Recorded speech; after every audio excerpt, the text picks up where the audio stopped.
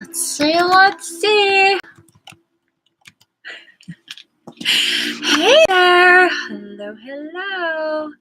Infiniti here. It is 7:06, I believe. Looks like I have one guest so far. Please check in, say who you are. Happy March 6th, new moon, and I get it? Sixth new moon. Mercury retro as well.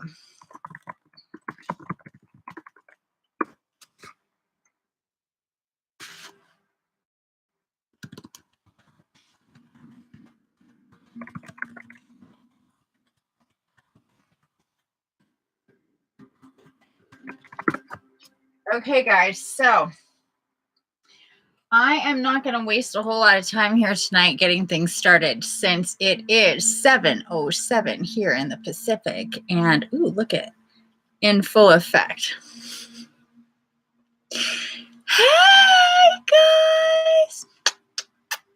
I love you. I miss you too. I hope that you guys have had a good start to your week so far. It's already Wednesday, the 6th of March. Time flies, does it not? How are you guys doing today? How are we feeling? What's up? What's new? Any developments? Any changes? Let me know what's going on with you guys. Looks like I've got the light pretty, been great. Did you move yet? Did you move into your place? Oh, you keep buffering? Oh, that sucks.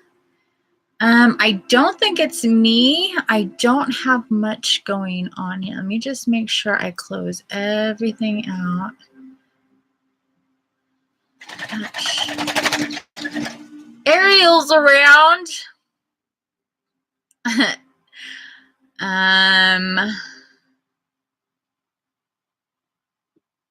Close this too. Okay, so I have the minimal amount of things open at this point. Yeah, try to refresh.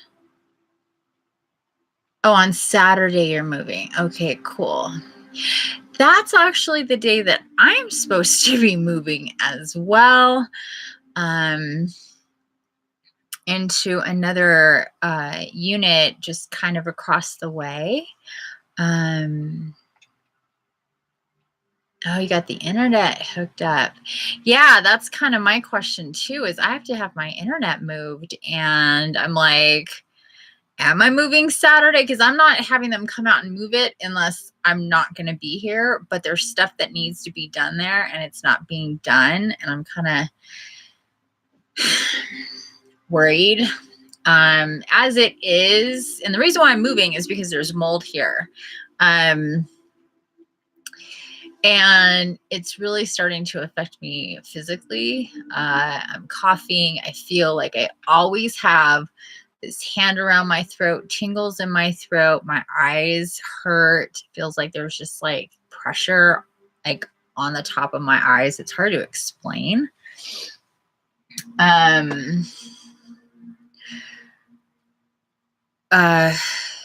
Spontaneous like sneezing. And that's not like the fun ascension sneezing. I could tell the difference. Hi, little bear's here. Can we see little bear? She's so dark. Look in the camera. Come here. Say hi. Oh. She's like a fish. She's slippery. Kitten, come here, kitty. Come. Why are you being elusive, kitty?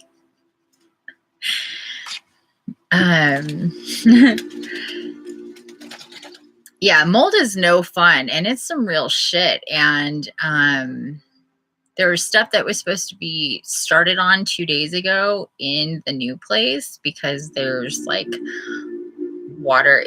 Like basically if you open up the cabinet to underneath the sink, the floor of the cabinet is gone, and you can see the floor of the RV. It's like mobile home RV. I don't even know what these things are. This is a trailer. That I'm not it's like a double wide, I think. I'm new to the whole world of RVs and trailers and double wides and all this stuff. But you can see the floor. I have pictures, but I don't have this thing hooked up to share. And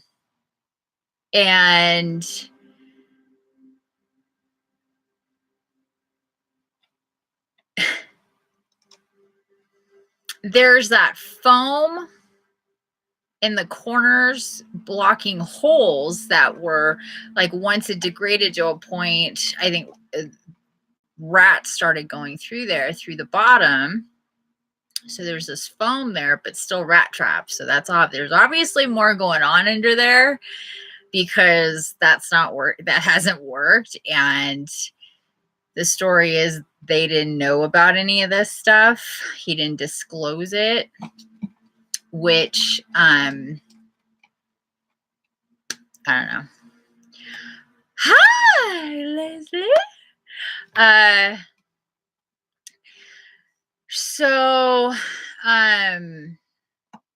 yeah, anyway, so here it is, Wednesday. It hasn't even been touched yet, because it's one of those things, and I have from experience have experienced that, like, oh, we have this problem, but as soon as they finally get to taking care of the problem, they unveil a bigger problem that takes more time. And my thing is, when are we going to get there? When are we going to get to this? May take more time, and how much more time may it take, and how much longer is Infiniti going to have to be in this trailer? Because I didn't even want to be here Monday through Saturday, but it was like, all right, I'll wait the week out till Saturday and then I'll move, because they seem to be really on it. And then nothing. Well, they painted. They're like, painting's been going on, but that's not even the most critical, stuff. So anyway,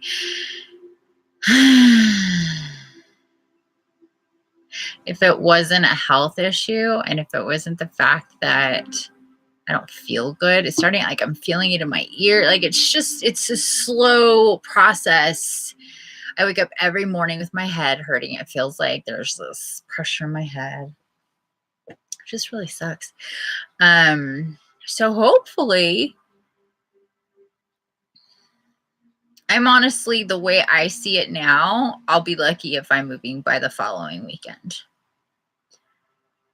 If it happens before then, and it makes sense, because I'm not moving. If they're like, oh, go ahead and move and we'll take care. I'm not moving out of here into another problem zone where I'm already there. You know what I mean? I can't. So anyway, I'm frustrated a little bit with this. It felt, I was really like, just because I'm tired, I don't feel good. It's hard for me to really do much of anything than the, like, whatever.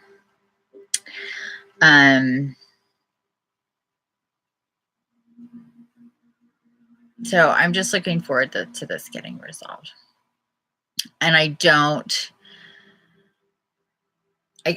can't move into another place that clearly has the same type of problems that I have here. I don't think it's that bad over there, but the area needs to be figured out. Or, I mean, it makes no sense for me to move. It's just, I could go on with this. I gotta shut myself up.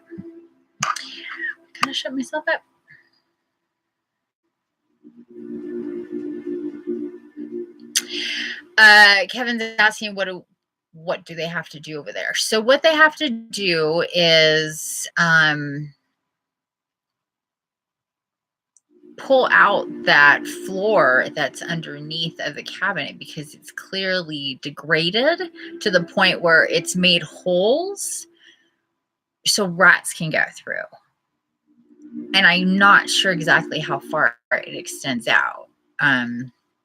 But directly under the kitchen sink is a total shit show. It is not good. Not good. I can't even believe he lived like that, to be honest with you. Like, I have an issue here under my sink, but it's nowhere near that level. And that's not even where my major problem, there is black mold there, but my problem, the problem that I have here in this trailer, it's like within the walls, and it's clear.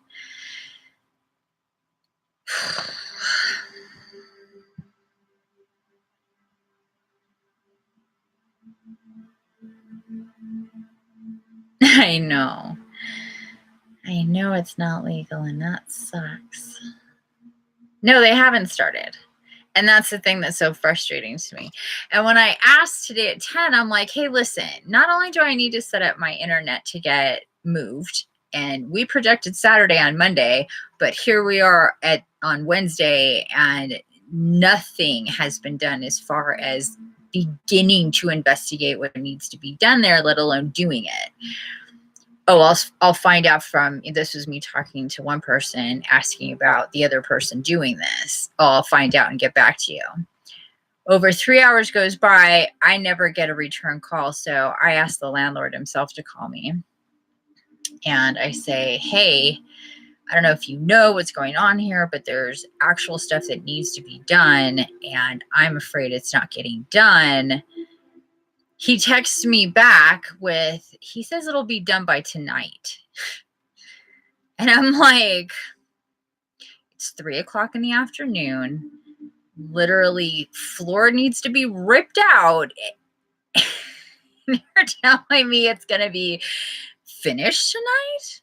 I'll fix tonight? Are we talking about the same thing? Because it seems like we're not. And I'm tired of this miscommunication bullshit, getting the runaround. Oh, well, I thought this and he thought that, and this was happening and this was happening, blah, blah, blah, blah, blah. Meanwhile, I'm over here sick as fuck, only getting sicker. So I'm just like, I respond and I go,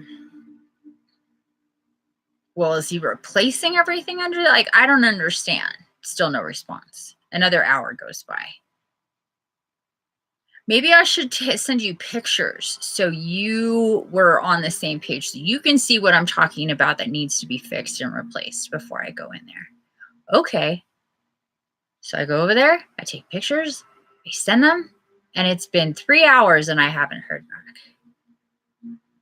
So I don't know what's going on. It's frustrating.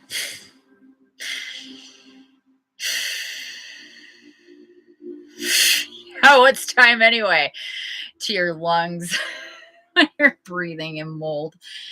That's when time matters. I wish I could always be like, yeah, time, whatever. But there are times in which it actually matters. So anyway, that's my update.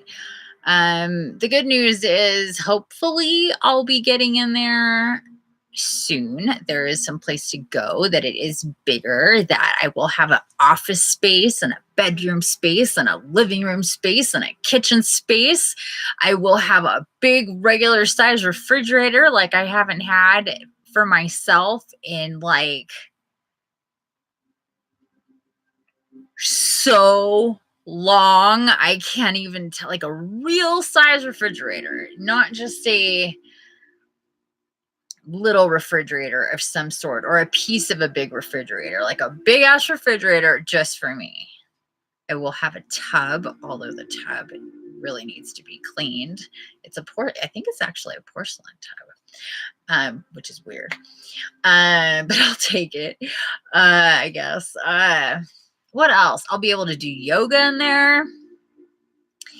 There's a bigger front area that I can actually see from my living room and bedroom windows. I can look out onto the area that I'm going to have set up outside. Unlike here where it looks really, really cool, but when I'm inside, I can't really see shit. I can kind of see a little bit here and a little bit there, but I can't really like take in all of it unless I'm outside looking at my place.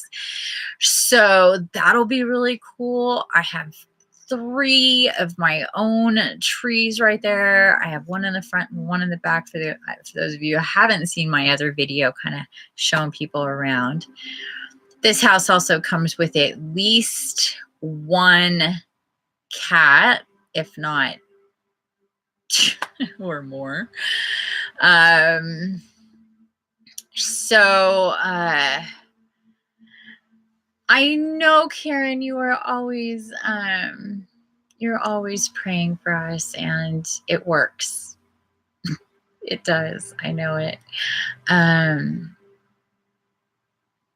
Yeah, I saw your video and your pictures, Kevin. Those were awesome today. And since yesterday, it's been raining very consistently,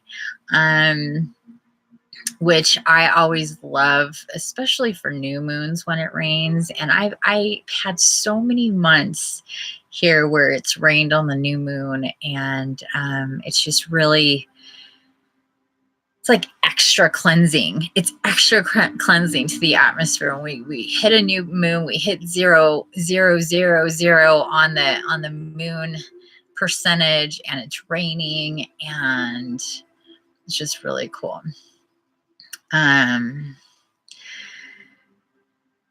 So even though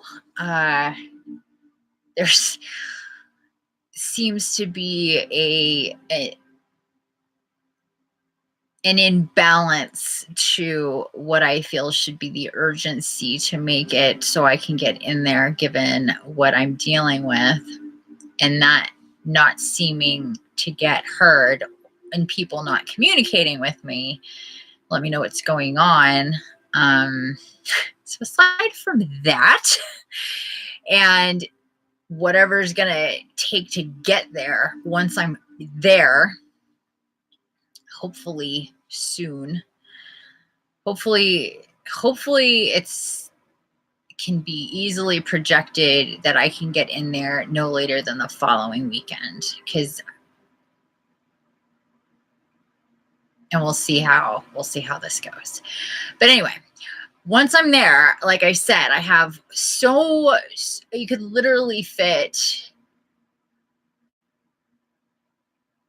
the equivalent of like at least 3 of these into my new space. And I'm really looking forward to that.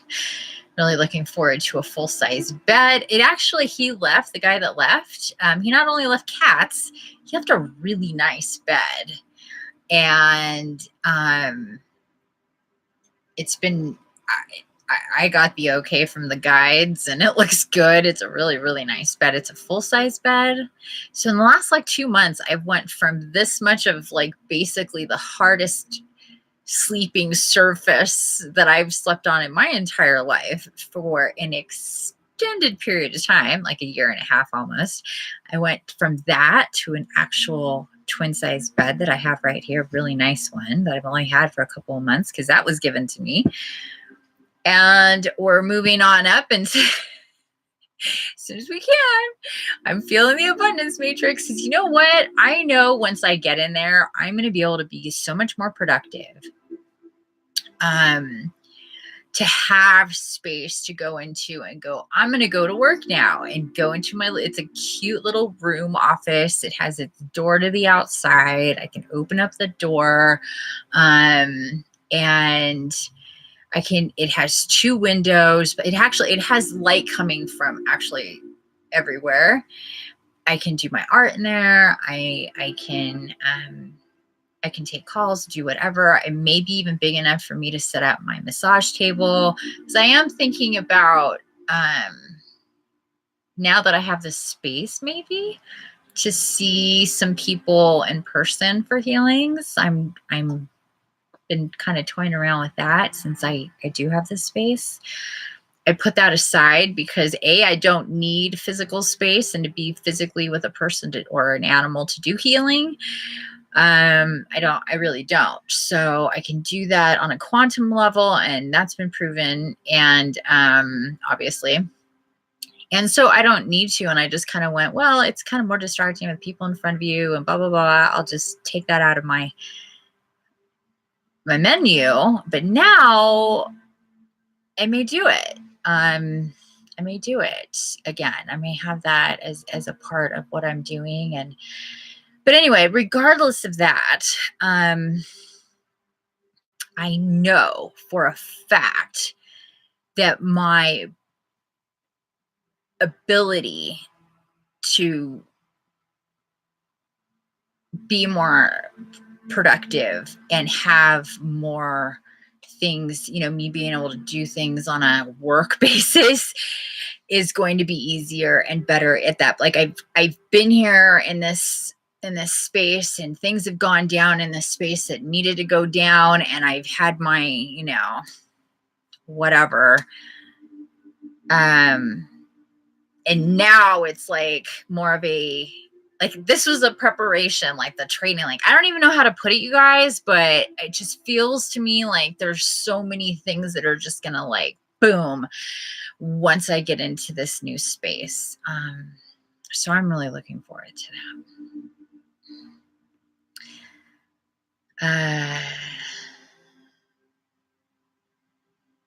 Yeah, we will. I am excited. I'm already envisioning what I'm doing to the front, what I'm doing to the side, what I'm going to do the walls inside. It's going to look and be so freaking amazing in there. I'm so excited once I, you know, get moved in and, you know, and start getting it put together. I'm really, really excited for it. Like, it's going to be like this, but more and bigger. And I'm going to have cool, I'm going to paint stuff in there. It's going to be really awesome.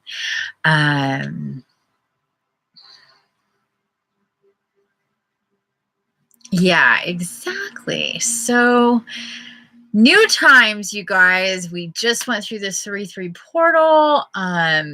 We're on this, in the middle of this new moon going on right now. Is bigger better? Honey, sometimes bigger is better. Yeah, it's true. Just true.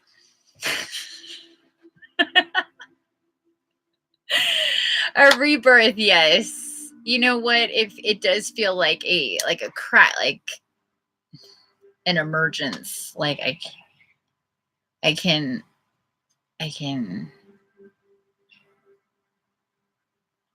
I don't know.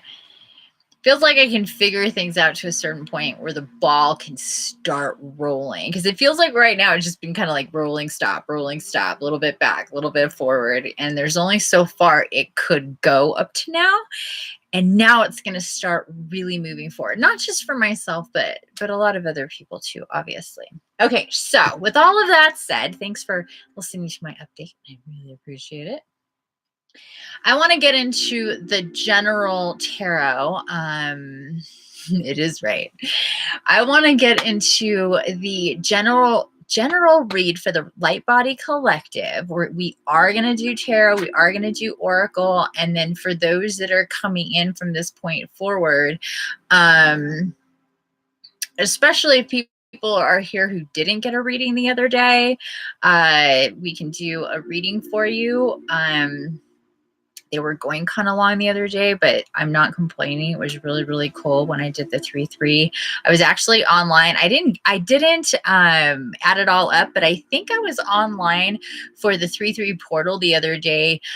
First with all the updates and information that I wanted to bring and talk to you guys about. And then for the readings, there was a total of, I think, 7.5 hours or 8 hours, something like that. Of course, it never feels like that, and it felt really good to do that. Wish I felt better physically. Hopefully, we can get through a few of those today. Hey, Willow Pillow, my lovey love. Yeah, it was a long time.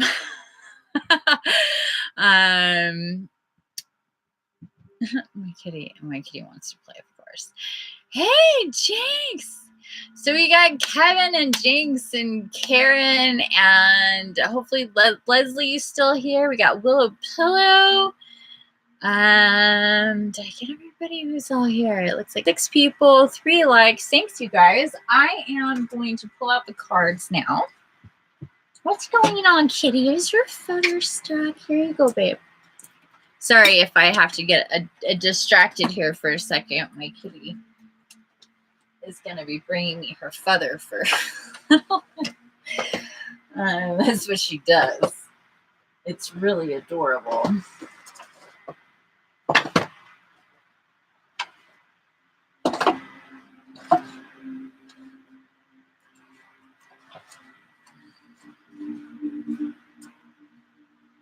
as we talked about, for things are starting to come back to me that I talked about and discussed for the 3-3 portal, or even was it the full moon? It's all kind of blending together lately. We did talk about, and maybe somebody can even fill me in on what I said. You got a fish today? How'd you get a fish? Do explain. When we I had one of these last, whether it was 3-3 or the full moon, I'm not quite sure. I cannot remember. We talked about, and the information that I got was for females of the Light Body Collective getting into more of a or solidifying relationships or meeting each other, this like sisterhood thing happening. I'm really feeling that that more of that cycle is coming up. I'm seeing a lot of this imagery. I'm feeling a lot of females in kind of, to begin with, especially for several of us way showers. We're certainly still in that phase.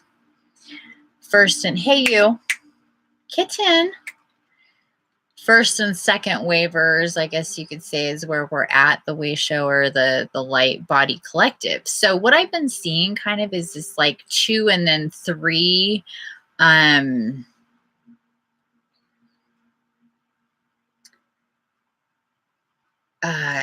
yeah, this 2 and then 3 connection with females, and then that kind of going out, this kind of star pattern thing. It's really interesting. Oh, that's amazing. You got a beta. I love betas. I recently saw this thing. I didn't really look into it because I couldn't really go there and start feeling sad about the betas. There's just been so much animal heavy stuff coming into my periphery lately. But there was this thing how people are protesting how betas are being kept, that they're being kept in a really like cruel way. I was like, seriously? That is just...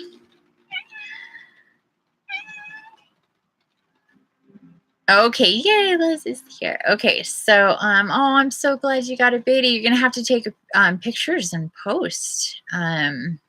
If you did already, let me know. I'm still in the practice of having notifications turned off in my life.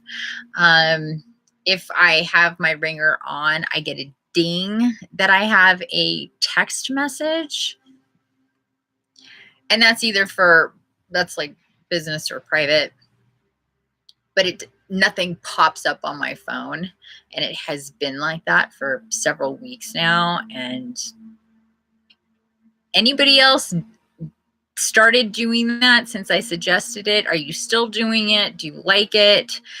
I'm still doing it. It was a big deal for me to disconnect because there was just too much.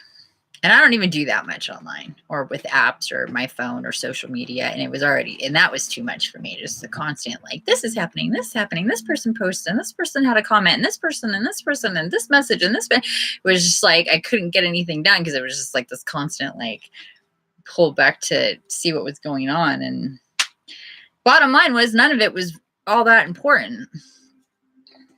No offense to anybody.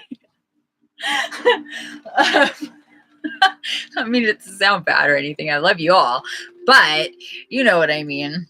So I decided to take my phone experience to a really controlled level, and I would check Instagram, and I would check my voicemail, my email, when I thought of it, or when the moment, you know, I was done doing something instead of it just popping off at me. Hey, Yasmin. Hi. Nope, you didn't miss too much. Just me updating and talking about what's going on with me moving and that sort of thing. I've just started pulling out the cards to do a general reading here for the new moon. Haven't even gotten there yet.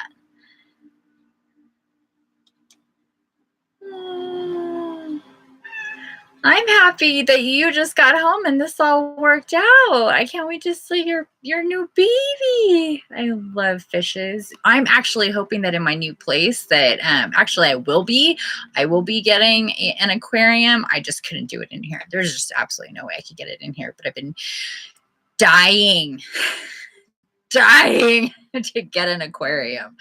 Nothing too fancy, nothing that's going to take up too much time or be too expensive or anything like that. Maybe just a beta, or what is happening here? Are you okay? Sorry, hold on. Rosie, what are you doing? Okay, my dog can be so weird. You know, whatever, but I'm going to get some fish. I'm excited.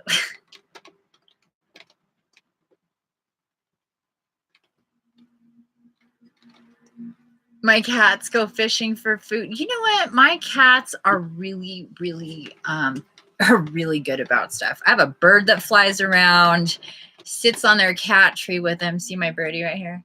That's my birdie. I've had 20-something orchids literally in their face as they're climbing up and down and all over from my other place and in here. I have plants everywhere. If I say no, they leave it alone. And plus, I would have it in a way where they're not like terrorizing. So actually, my cats are really well trained. They're really, really good. I'm very, very lucky. Now, the inherited cats, I'm not so sure, but Gilbert's a really good boy, so I think he'll listen to me. Hopefully we're not looking at fish food. I did years ago. I used to have little, and I love them because they're so cute and so fun, the little swimmy frogs, little water frogs. But you know what they do? They jump out and then they dehydrate. Or if you do have cats, as they're jumping out and freaking out, if they happen to jump out of their their aquariums or their bowls. This was years ago, like 20-something years ago, 25 years ago. Oh my God, Gilbert is so freaking sweet. Anyway, I came home and there'd be like dried out, like little frogs, and my cat's like, yeah.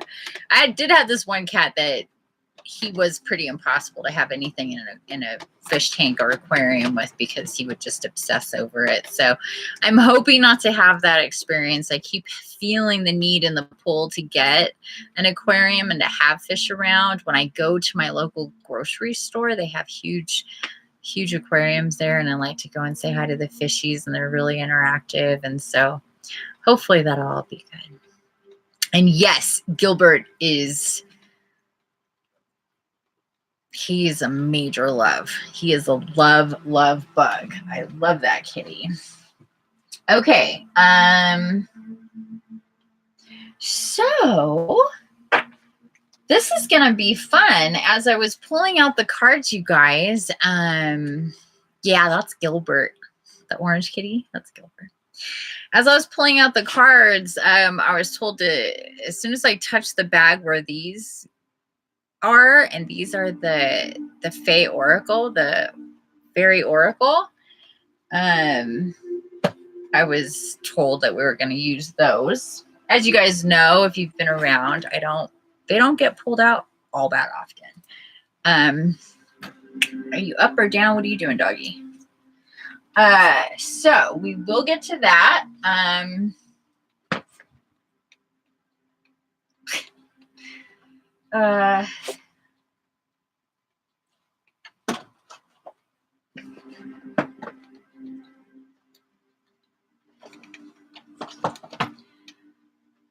We are going to start, hold on here.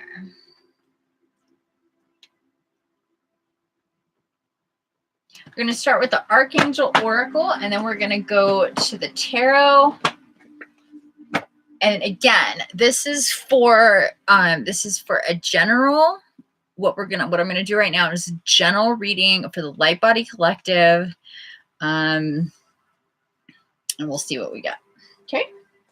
And then if anybody that didn't get a reading the other day wants something today, we will do that. If new people come in, we'll just go with that. And then I definitely want to do a meditation today. So hopefully this will not go too long. We'll play it by ear and see how we go. All right. Yeah, orange kitty. I love it.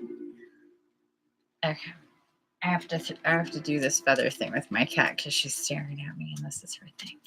It's so freaking cute. Wish you could see the whole thing.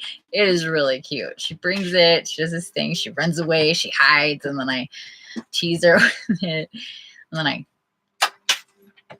throw it, and then she'll come back and bring it to me. It's really cute. Okay. Rosie wants to say hi. Say hi, Ro.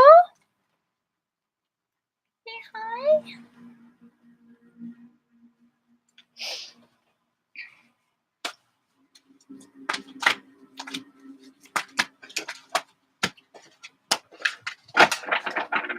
Okay.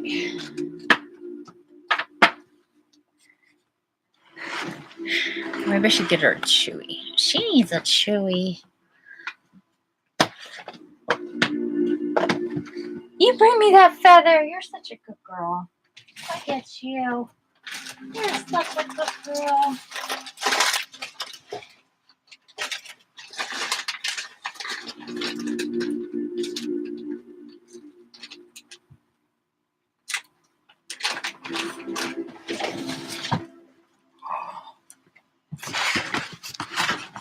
Look at this dog. Look at her.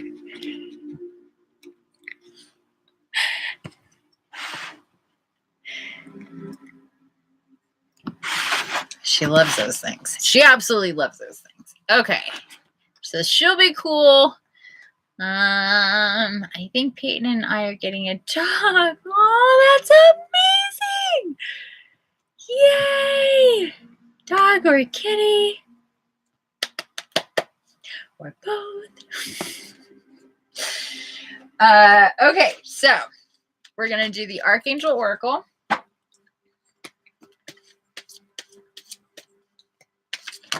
What?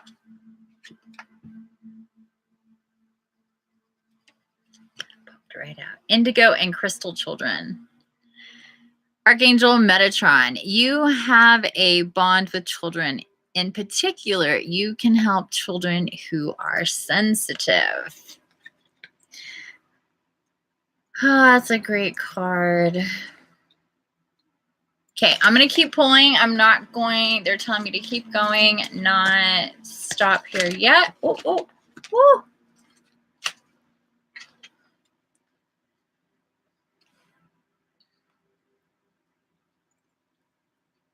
Remember who you are with Archangel Michael.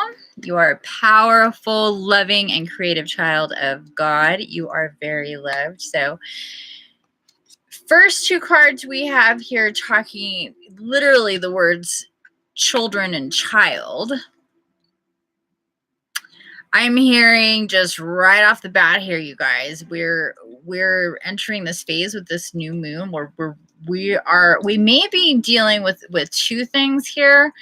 Maybe for some of us more one than the other, maybe for some of us both, maybe for some of us getting us on track for both of these things. And let me explain. Number one, our connection with children, whether they're our own or it is in regards to working with children, being somebody children can talk to about spirituality.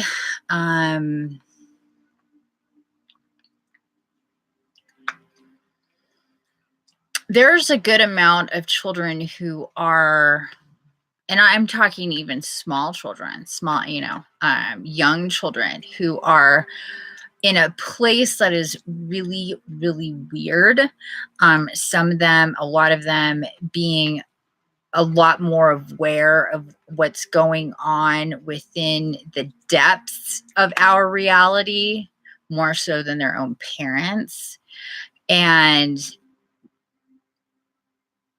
a bit lost in that. So some of us who are either guides or teachers or healers or just on the path of awakening, there's this whole like coming paths crossing more with children and their parents, even helping them out in this way. And the other part being our own inner child. This period of time being one of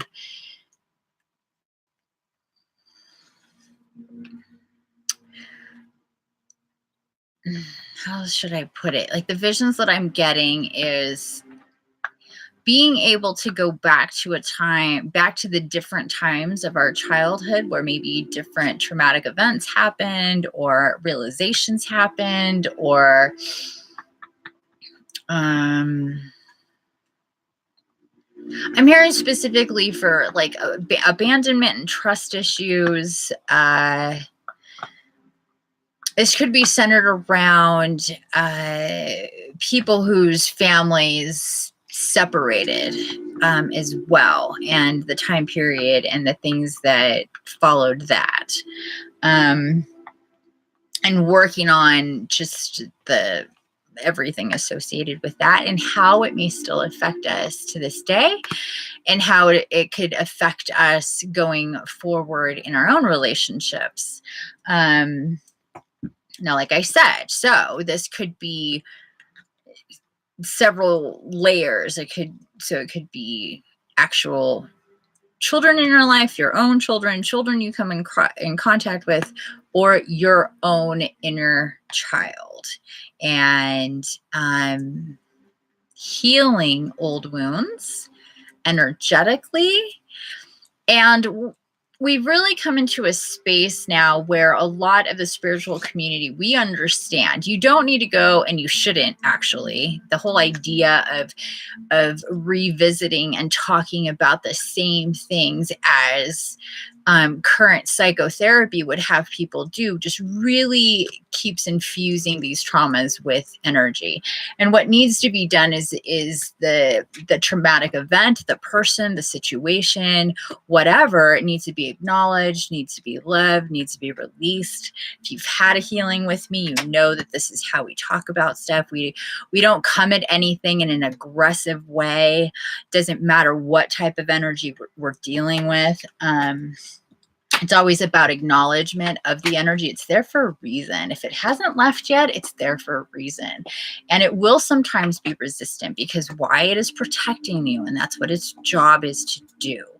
And so we're getting to a point here, dealing with our emotional body and our physical body and how interconnected they are in this time of March 2019, heading into the rest of the year, and really where we're supposed to be with each other. And we can't get to these places if we still have all these hurt spots and soft spots and bruises in our physical and emotional bodies, because then we just won't be able to settle into our relationships in a really deep, honest, trusting way. There's always going to be walls up. There's always going to be avoidances. There's always going to be things unsaid. There's always going to be these weirdness type things, and you can feel that with people in your families, in your past, and maybe people you work with. There's just only so far you can go, and where we're going and where we're supposed to go is connecting with soul family, being able to, for those of us that are healers, we really need to get to a point of sifting through all that old stuff and doing what I call being in love with your story. That's what it's about. So a real easy way to get into check and into balance with what needs to be fixed is think about your life, open up, and start writing down who and what situations are you're still mad or upset or angry about. It's real easy to do. It's not that hard to go, well, what does need to be fixed? Well, do that and you'll see. And then you can work backwards like that. It is pretty easy to do. I'm not saying like easy. I'm not saying easy to finish and accomplish because you have to go through it. But let's say you identify, I have this real fear of this thing that happened when I was a child because these different circumstances, and you know that they continue to come up. They're just triggers. They come up, you shut down, you lash out, you whatever. I don't know. There's all these different things that we do. And then it's getting to the core of like really kind of, it's like past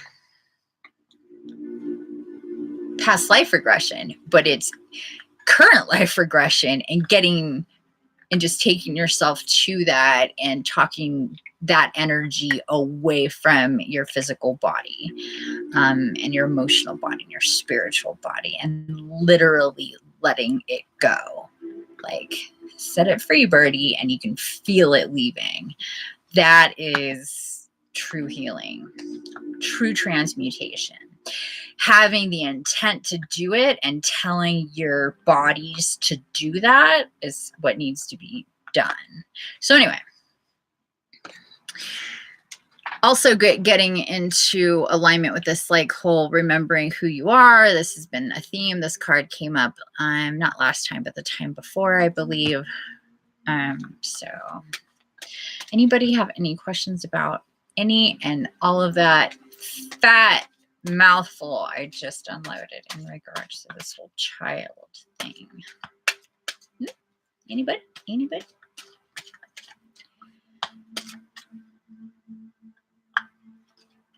Career transition. I believe this is Shamuel. Your life purpose and your life purpose is triggering a blessed career change. I'm hearing ... or forward movement. So this is not only speaking to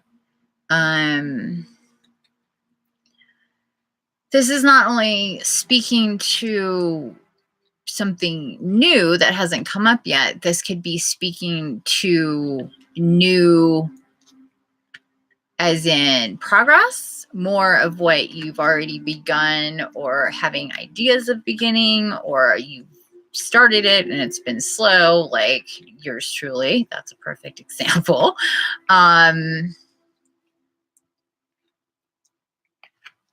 Also, for some people, it could mean coming into awareness of certain new avenues of career transition.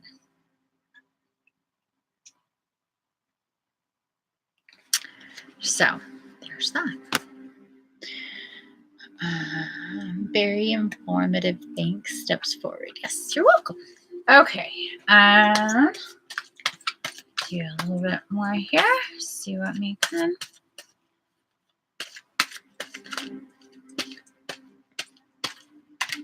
It's right here. Clairvoyance. With Raziel, I am helping your spiritual sight to awaken fully so you can clearly see heavenly love.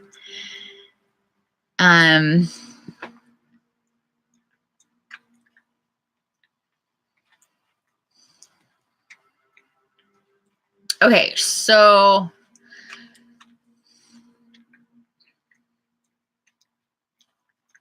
this is also speaking to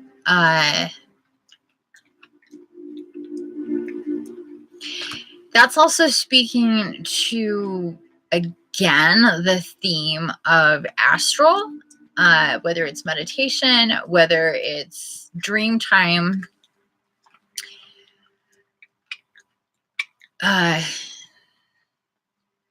that it's that same thing with being able to remember more, being able to recognize more symbols and messages.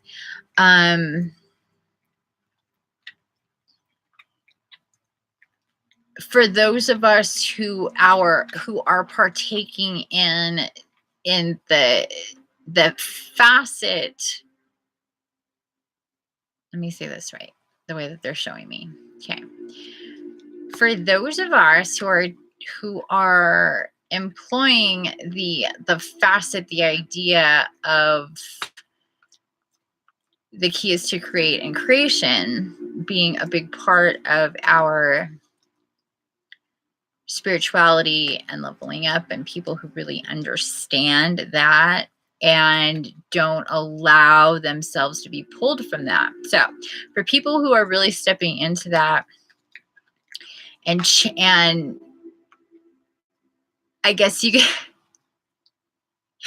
that is freaking hilarious. So they should just show me this vision of like somebody doing like the, what's that when it's that big the weightlifting, but like the big one, you know, like in the Olympics or whatever, but with a really big paintbrush. It's like if you're doing this like working out, heavy lifting type creative, creational type working out psychically. So it's kind of like, look at the metaphor here is look at when and how you create as psychic working out. And I know we've talked about this before. The same goes for when you're doing astral meditation and trying to connect. But the easiest way to do it that we found and what we were told is the key is to create. So as you're doing creational type things, whether it's drawing, painting, writing, photography, whatever, if you're really in that creational space, this is usually when we do get ideas, we do get epiphanies, we do open, this whole thing just opens up, and things start to filter through. We'll get those downloads. We'll start hearing the high-pitched noises, all this stuff. It's connected. So for those of us who are doing that, we are leveling up in our remembrances and awarenesses and connections in the astral, where as we're sleeping, so pretend this is you, pretend you're laying down, pretend you're sleeping, you go into that I believe it's always theta state, and you untether, and then your awareness, your psychic awareness, your soul, you project out. Same thing as when we do astral. You're here, you're laying down, you're sitting there, you're projecting out. It's a little different when you're subconscious, when your conscious and your subconscious is asleep and your astral is elsewhere. It's more difficult to remember that. It's even more difficult to remember that than when we're in astral awake. You guys know how hard it is to remember our astrals when you're conscious, even if you don't go to sleep. When you listen to them back, I know we all, well, I used to have this experience more, but you guys have this experience where like, oh, I didn't remember that. I didn't remember that. And for the most part, you were conscious, but your actual, your soul, your awareness is completely on another dimension, in a higher dimension is where we always go, as you know, when we go into astral. So, and that's when we're awake. So when we're asleep and we bump up into astral, into these higher levels, it's even harder to remember.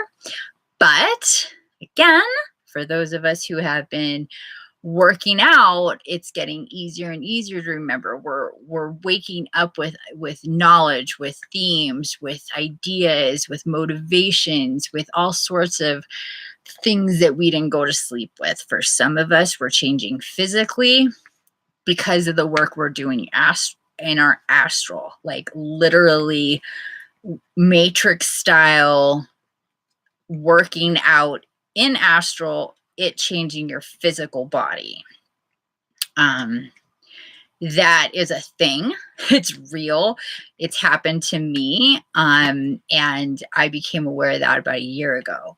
So, and still without even, with just remembering these little slivers of what the heck that's about and remembering what I'm doing in like light form and spirit form and how it can affect me in a physical way, laying in my bed. It's unbelievable, but it is true. So we're just going to be more on that level, being able to remember. Now, that is the astral side of it. Yeah, beefing up those neurotransmitters, exactly.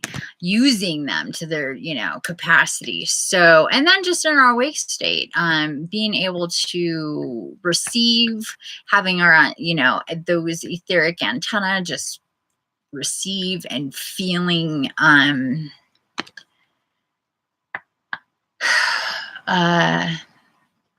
confident.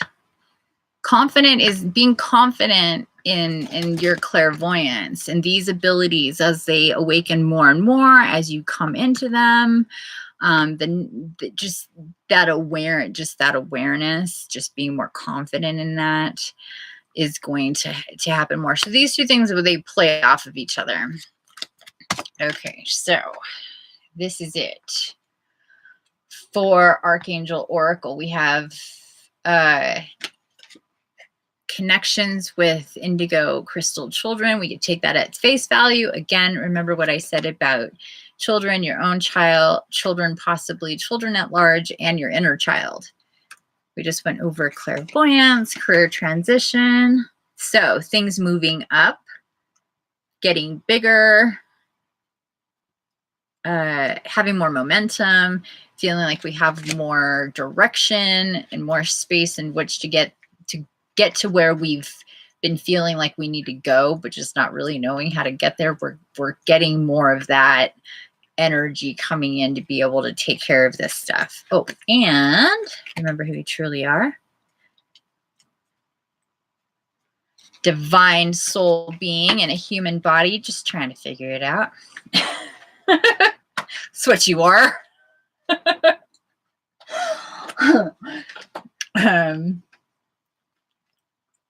My music stopped. How's everybody doing? Any questions about any of that stuff?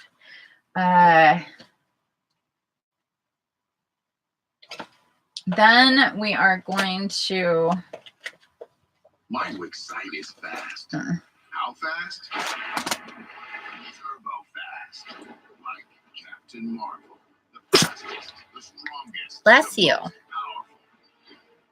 Now your Wix site loads faster than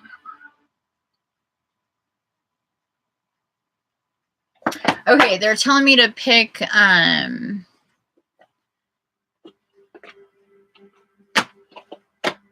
gonna pick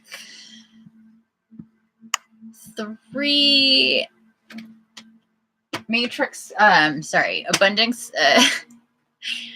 angels of abundance cards. Wow. I'm gonna pick 3.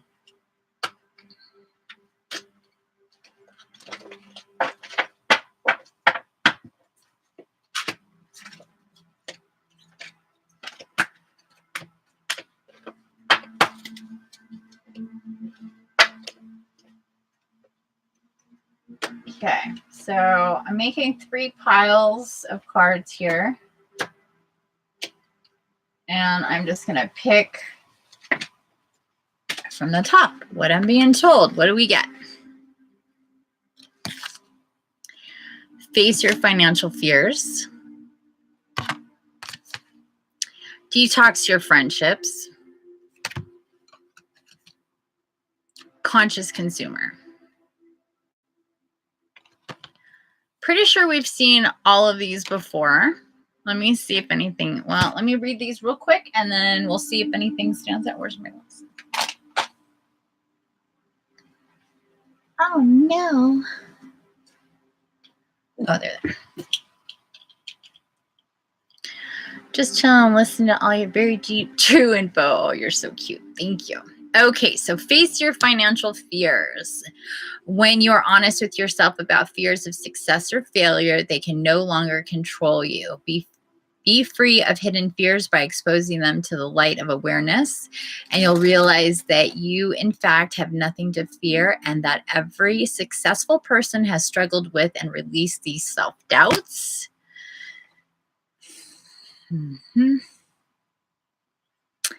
Detox your friendships. Your abundance flow is being affected by the people with whom you're spending time. So be discerning about your associations and relationships. Choose to be with people who are inspiring, generous, and supportive.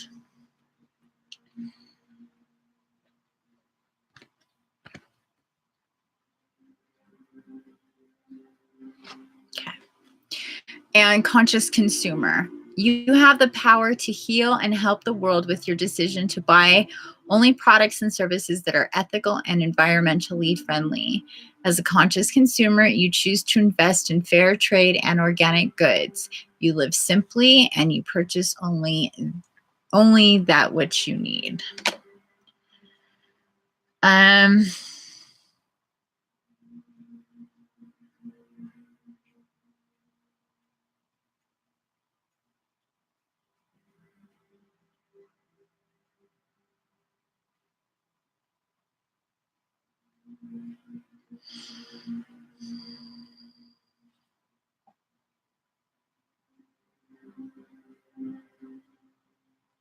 Well, again, theme is coming up, and I'm definitely going to do that this year. I'm gonna think about that just even as I move and creating a space for composting. And that's part of being a conscious consumer, is taking responsibility for what we don't use or what would be wasted or thrown away, and recycling it into our own gardens, or having a community garden and trying to do something with that. Because we all know we should eat organic, plant organic, live more organically.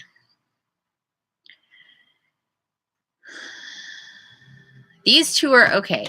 These two are showing me that they're tied in a way where, so we have detox your friendships and conscious consumer.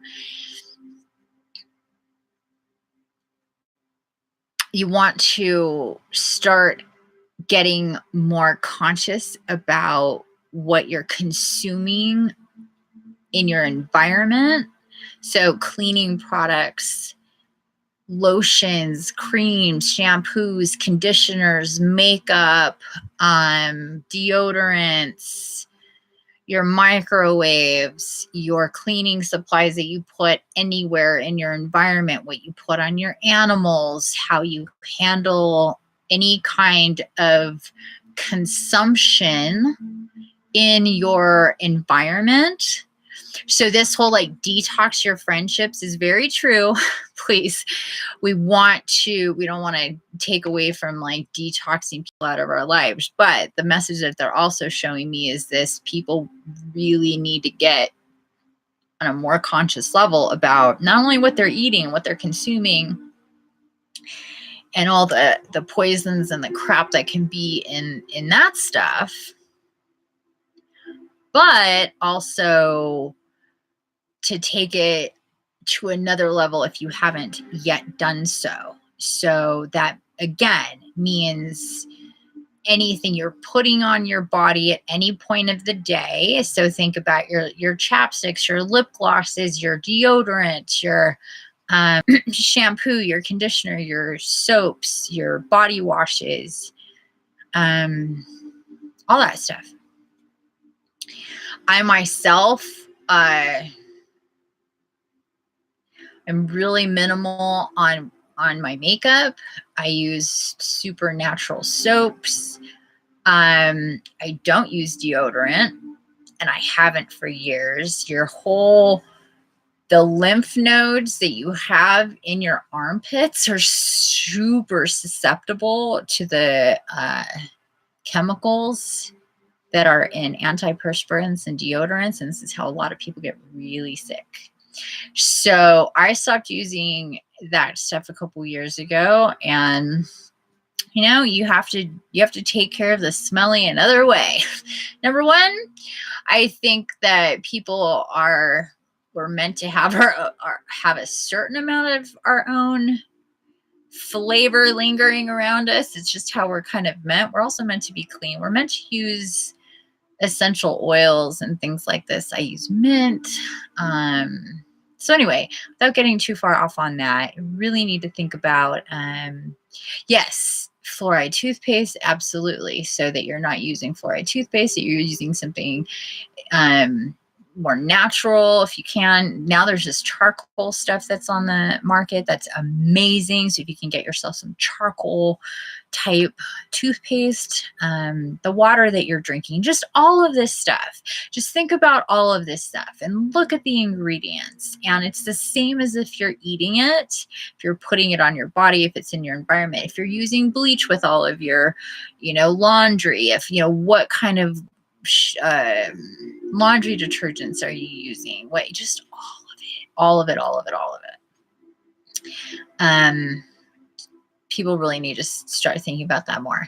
And then we're gonna go here to this financial fears business. Base financial fears. We all want to be in the abundance matrix. We all want more beautiful, wonderful things to come and be and stay and have in our lives. And a lot of that has to do with having old concepts and ideas about money and feeling negative about money. Now, let me ask you this question. I know from just knowing some people in the group here, there's only a couple of us here right now, but for those of you who may be watching this later, and for those of you who are here now, I'm interested in how you feel about money right now. Just like, does it hit you do you feel a twinge of negativity? Do you feel a twinge? Is it neutral? Do you feel positive? How are you feeling about finances and money? What's your overall, just,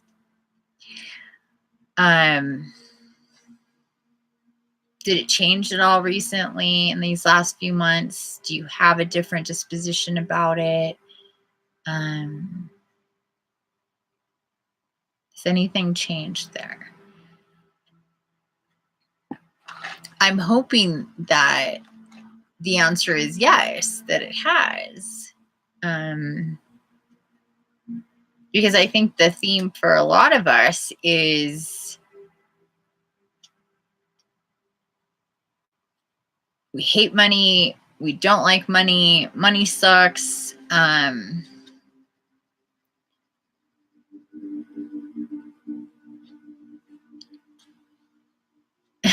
Pissed.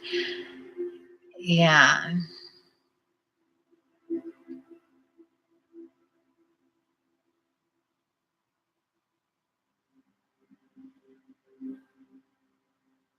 So a lot of us just have this negative feeling about money and these negative, we don't like money. We hate money. Why? We have these bad feelings about money. Maybe we grew up in households that also had, money was tight and it was not free flowing, and there's this negative feeling about money.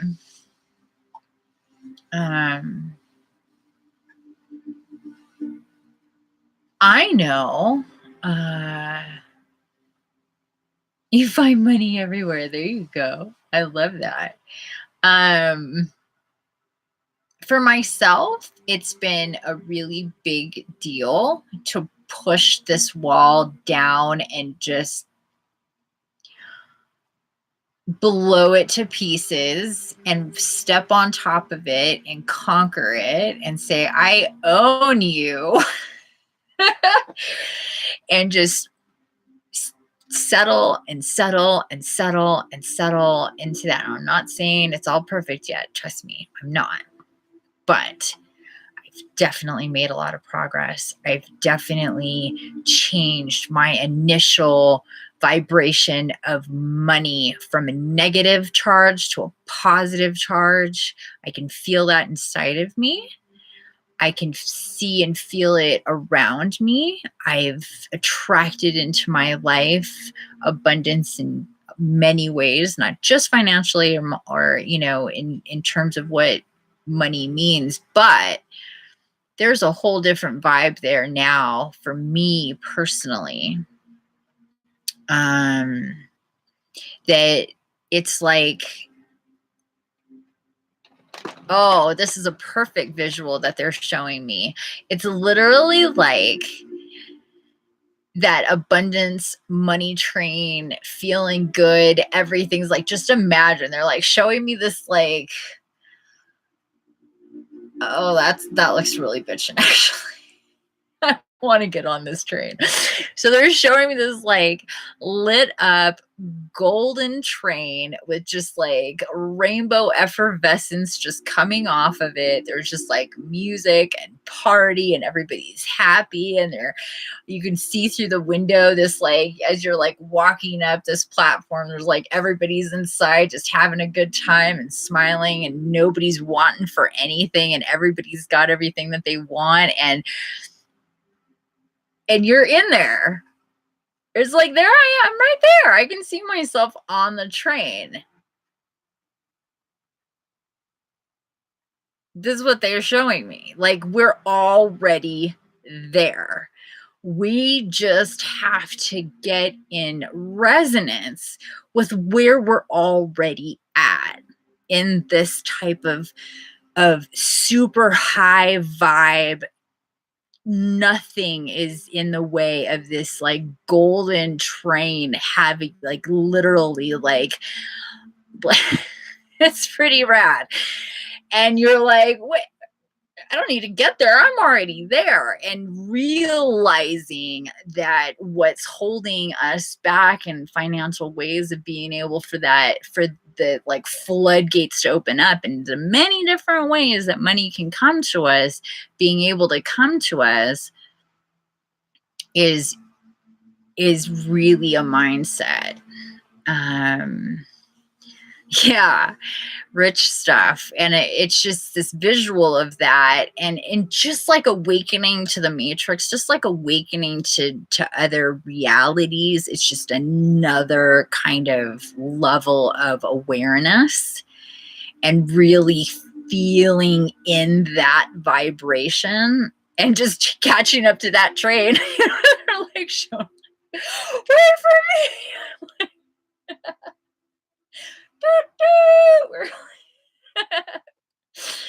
It's really awesome vibes, people. I gotta tell you right now, the visual of it, what I see, how I see it, and it's just long and infinite. And as you're like, wait for me, the train just doesn't end. I just don't see the end of it, because we're all on it. You see what I'm saying? The train just doesn't end. We're just like, all of us light bodies, there's a lot of people are on this train, and as it's like getting ready, you know, when you see in the, you either been to a train station or you've seen in the movies where it starts to gain momentum, it's like, oh, it's going, it's starting to roll. It's like on this constant pace, but it just doesn't end. I just keep seeing it go by, and just people in there just having a good old time, partying up on the abundance train. That's just what I see. It's pretty awesome. And we yeah, rich stuff. Exactly. There's the rich stuff. It's all in our pockets. Holy shit, we got so many. You know, you watch that movie, The Goonies, and they're like, they got all the rich stuff. Oh, I love that movie. I saw that movie so many times. If anybody here never saw The Goonies, watch The Goonies. It's one of the best movies ever. God, I love that movie. Anyway, so that's real exciting. To me, I hope that everybody else is feeling this real positive energy with finances and really starting to let go of that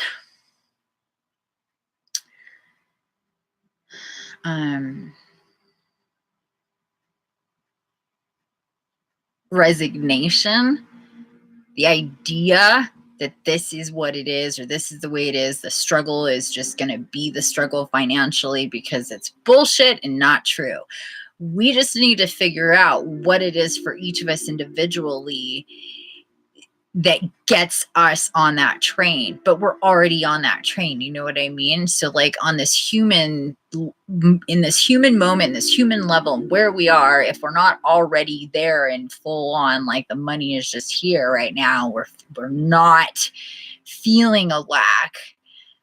And then if we are, just know that we need to make those decisions.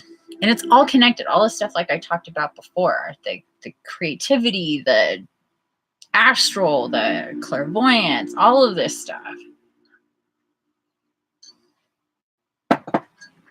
It is so very connected. Very connected. Okay. That's right. Yeah, that's right. Okay, so there's that. I think I want to draw this train because it looks like so much fun. I just keep seeing it. I really like this train. Really digging the train. Okay. I'm taking out these tarot cards. How's everybody doing? I lost some people. I only have 3 people now. I'm so popular.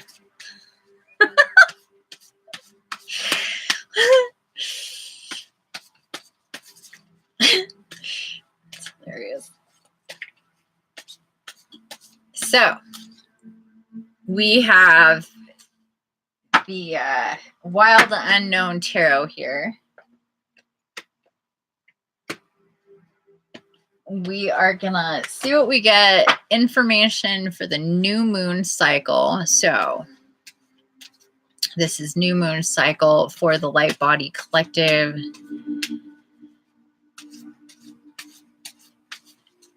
Any information we get here? This is for all of us.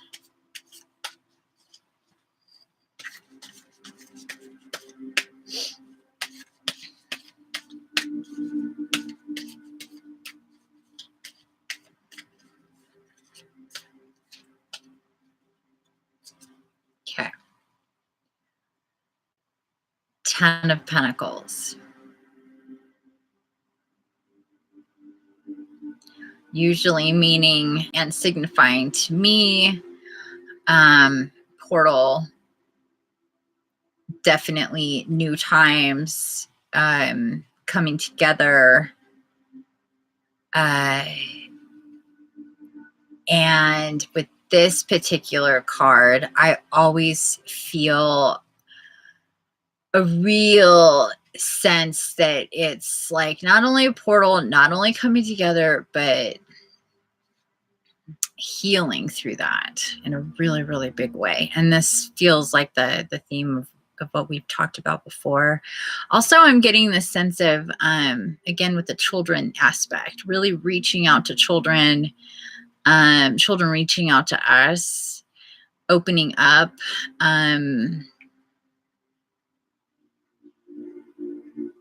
maybe within our own family structures,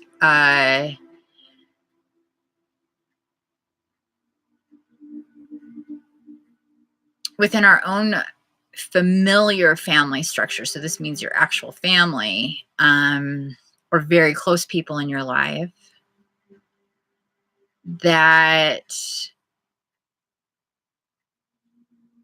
there's going to be a sense of honesty, maybe with some people, some truth coming out, some responsibility taken, and maybe new paths are chosen in a healthier way. This could be group decisions, maybe how to go about education or living, changing things. Anyway, that's what that is. It's our first card. So, 10 of Pentacles, also signifying, you guys, Pentacles and 10 Pentacles. This is real abundant energy, super abundant. This is a lot of money, basically. This is that they're like, let's not forget this part. This is also has to do with finances and abundance and having a lot of that positive energy going on. I have 3 cards here. Let's see what they are. We have the Devil in reverse.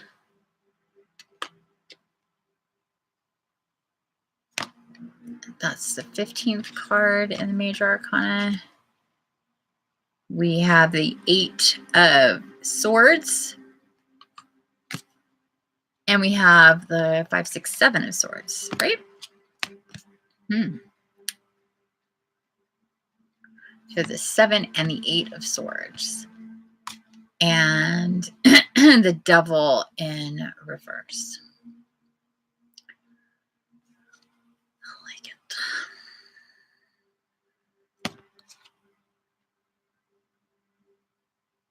This Devil in reverse, he also has a pentacle. He is in reverse, and I'm seeing, and this is signifying to me kind of more what the same here with this, in the sense of flipping, literally people flipping, waking up even, kind of going, oh, I see now. Some of that business going on there.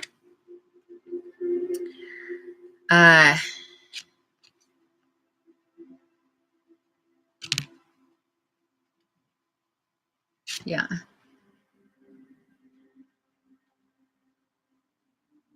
And more of us as a collective are going from this to even this little bit of, okay, hello there. Like I'm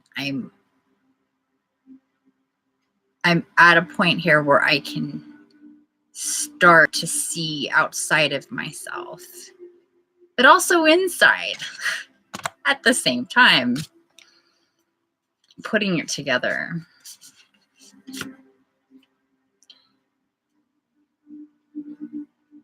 The Magician.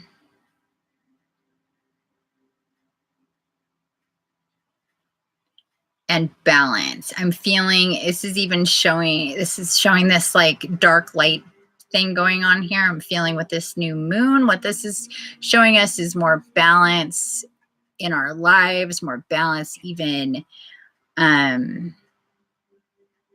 with the elements. And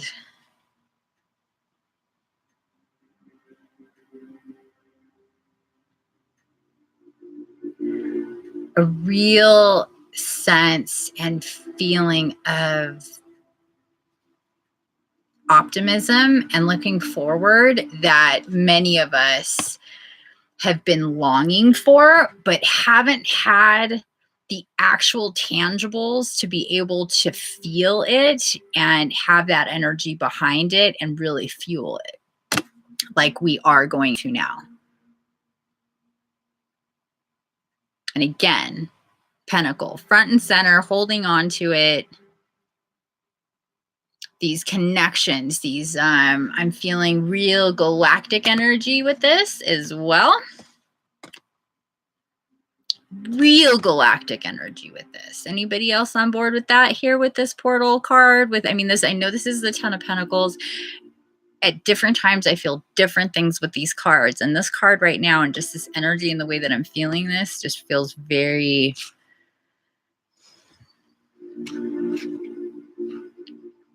galactic.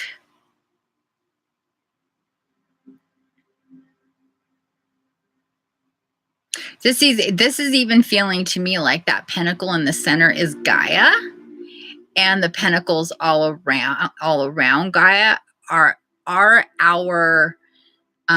galactic counterparts and brothers and sisters and neighbors and helpers and guardians around Gaia, and therefore around us, stronger than ever. This is like what they're showing me with this right now. Big time. It's like big. Even like, yeah. Hey.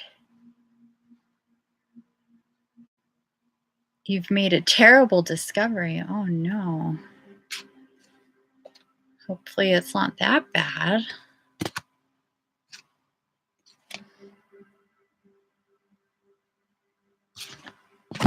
What's going on?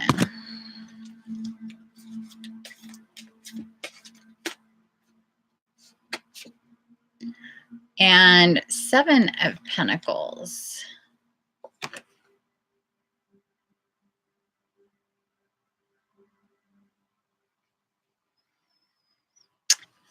I like this.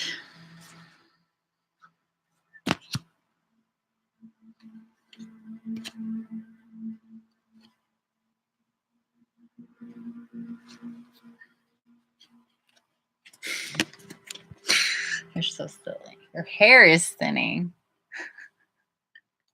It's okay. You can be bald for a long time and still live a pretty full life. I think you'll be okay.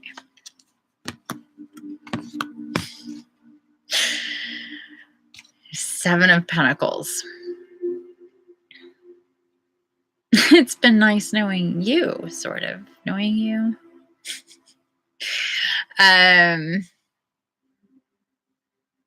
Again, I'm not only feeling galactic and a progression in dimensions, but this is also showing me what is a symbol for new moons. So this would be 7 new moons. That would be taking us to July. Again, we're talking about July. I made the discovery not too many days ago through guidance, which right now I cannot remember how and why and what led me to finally like check some stuff out as I was looking into a lot of different things. July this year, as it turns out, we have 2 new moons in July. We have a new moon at the very beginning of the month and a new moon at the very end of the month. Just a very interesting month for energy. And just like I was saying the other day, we're projecting out energetically. So there's very specific ties of what's going to be going on within this new phase that's going to tie in directly to also the July new moons and preparing us for what's just beyond that yet again. Just a reminder, you guys, just like it's a theme that we've experienced coming again. We have 2 7s, I believe. Here. Yeah. We have the 7 of Swords and the 7 of Pentacles. We have 2 7s, 2 10s as well.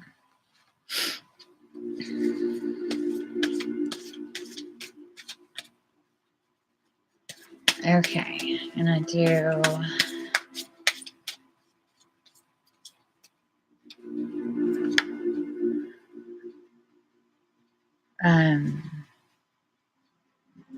also have the Nine of Pentacles.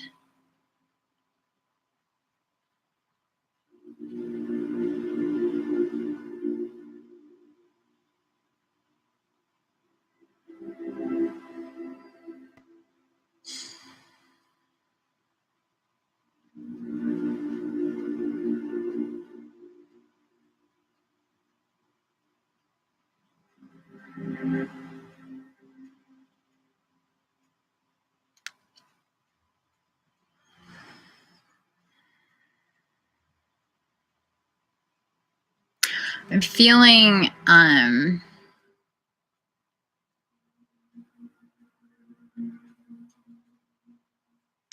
some hardcore angelic support with this card. It's not only the feathers, it's the diamond. It's that real tight formation around that one center one. It's different. It has a different feel than this 10 of Pentacles, and how this had like a galactic feel to it, a real huge like cosmic feel. Like that center is Gaia. This to me is like the center is you, us as individuals. And I'm really feeling and seeing this diamond thing and the tight, that like tight, dense energy support that we feel with the angelics.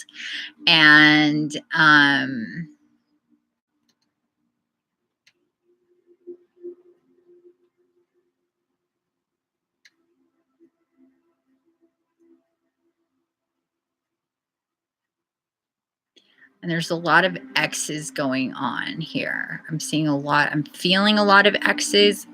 There's a lot of X's coming out to me here.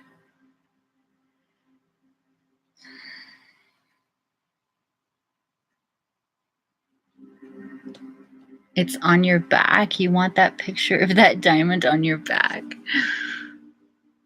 It's pretty. It has, yeah. I've seen this card so many times, but right now it's just, I'm getting a real, just as a very comforting feeling. And I'm definitely feeling this angelics. And again, the thing with the X's, I'm X. You see all these X's here?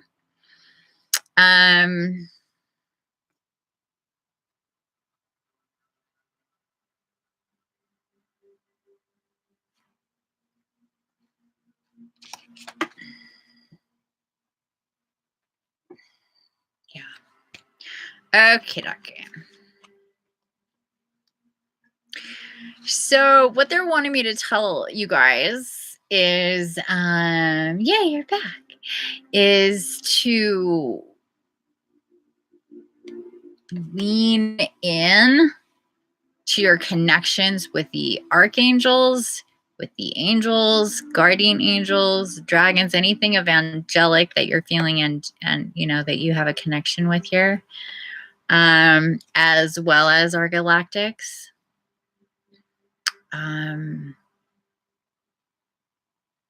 Because they are like showing me like when military stand at attention kind of thing. They're like front and center. Here we are, ready to assist, ready to help. Just kind of, we're out on the periphery. We're in super tight and close with you guys. We've got all the bases covered. You just have to tap in. You have to make it a point to continue to go up.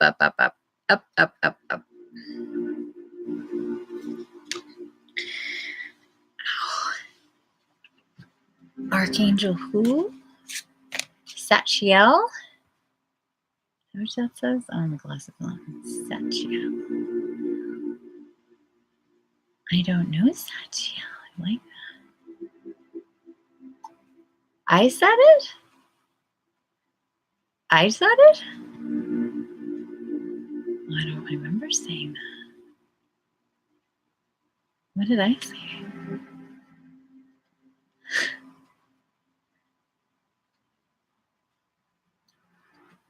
Interesting. I have to go back and look at that. Or maybe it sounded like I didn't actually name any names.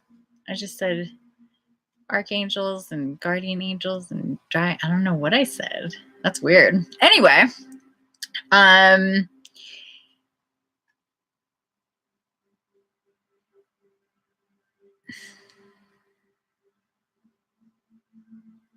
yeah, I don't know. I don't know. Okay, hold on. And then I'm being told to spread these cards out, and I'm going to pick a card.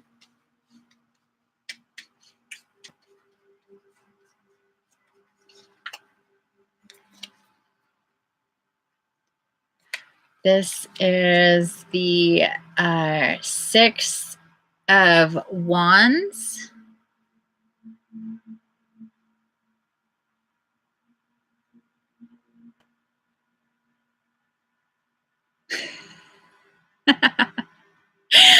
Oh, how funny. That's hilarious.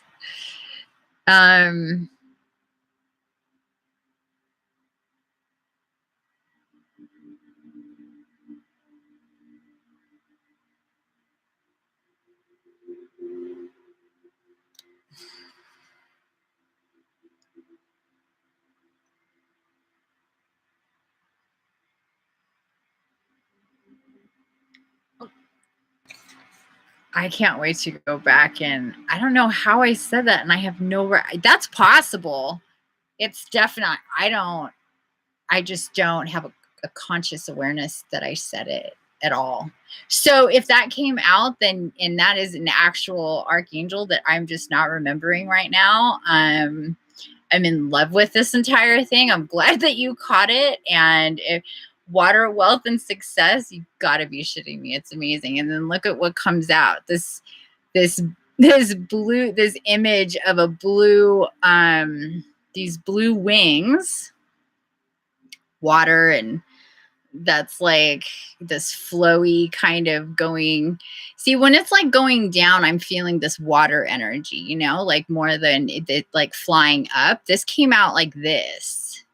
I always have the tendency to want to like flip things over, but when they are in reverse or right side up, they do mean something. So this is I'm feeling really validating what we're experiencing right now, what you're talking about, that you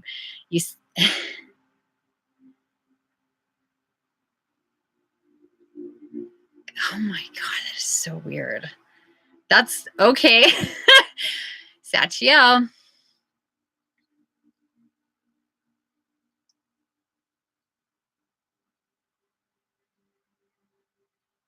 That's crazy.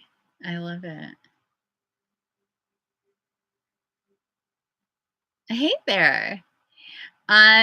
We will be, I'm almost finished. Well, we got to do a little bit more of this general reading, but then I will be doing a couple individual ones, and then we're going to do a meditation.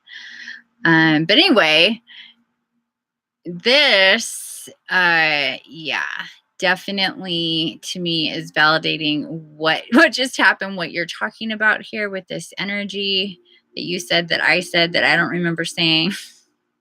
The archangel, it's definitely happened before. I'm not gonna lie, where I've been told I said something I have no recollection of saying.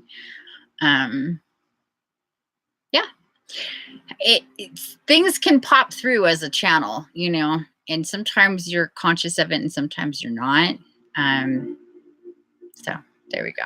I don't discount it at all. It'll be fun to go back and watch the video, though, for sure. Usually when I've been told stuff like that, there's nothing to go back and look at, because people have said, you just said this. And I'm like, I have no recollection of that whatsoever. They're like, you said this thing. And I'm like, don't remember. So weird. Anyway, so this is that is definitely validating that. So maybe we should all look into that.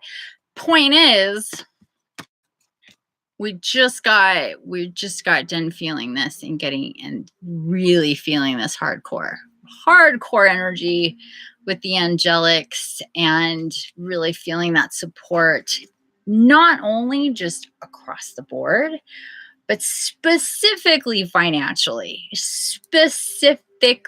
So very simply, Sachiel could be coming through in a really hardcore way right now, which now I'm really feeling this energy.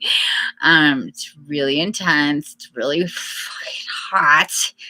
Holy crap. It's very warm. Hold on.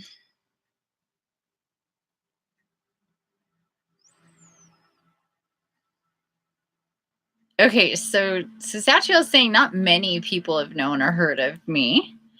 So I come through at specific times for people who are ready to work with me, whether or not they know that I've been there and will continue to be there to help you. So I'm coming through now to let you know, with all of this imagery, to please keep this imagery of wealth and abundance, of success and progress in your hearts and minds going forward. And please get to know me better. And that goes for you too, sister, to remember me. Talking to me directly. So there we go. Oh God, I'm warm now. Holy! You guys feel that? That was fun. Thank you, my dear one love. I would have right over my head. So, all of us. Me too. Oh my gosh, it's too warm right now. I can't.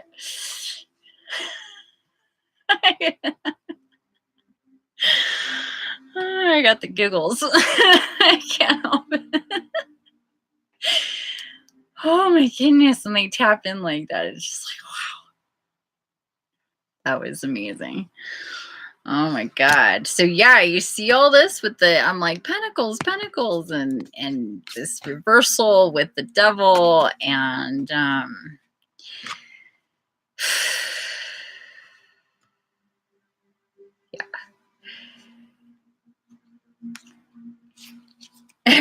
Every Saturday I'd be bringing in Sachiel. Yeah. There we go. I'm really interested in looking up Sachiel's like colors and this watery feel with the blue and the flow and all of this. I'm even feeling like maybe I need to do some type of drawing. I'm really excited. This is really cool. I love it. Flow, exactly. Flow. Okay. And last but not least, we've got these Fae Oracle that want to come out. Still like really warm.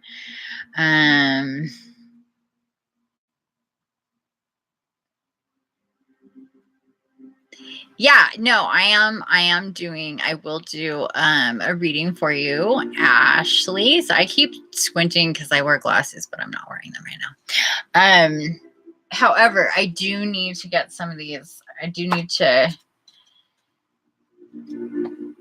get to this Fairy Oracle. Excuse me. So this, again, we're going to shift gears a little bit here. Bring in the Fae with the Fairy Oracle.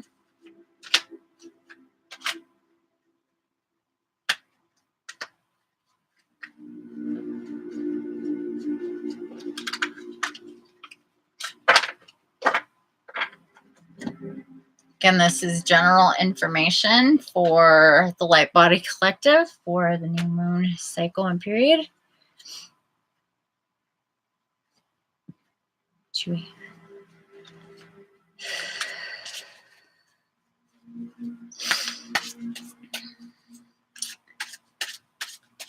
And this is the Fairy Oracle.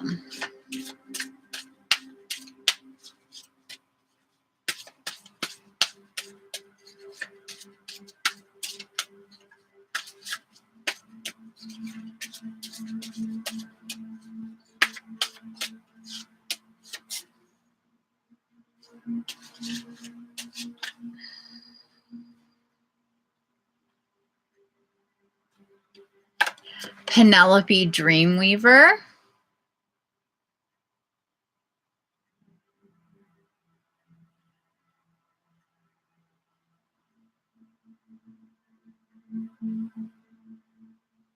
Speaking a lot about dreams today.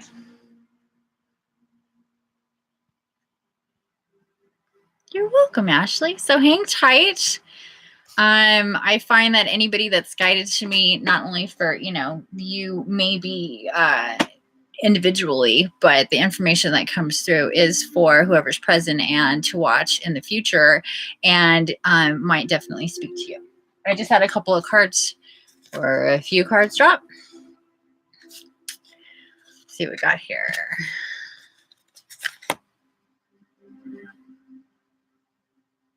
Lucky here.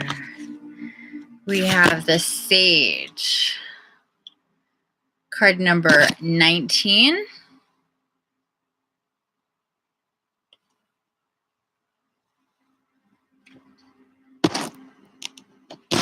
And we have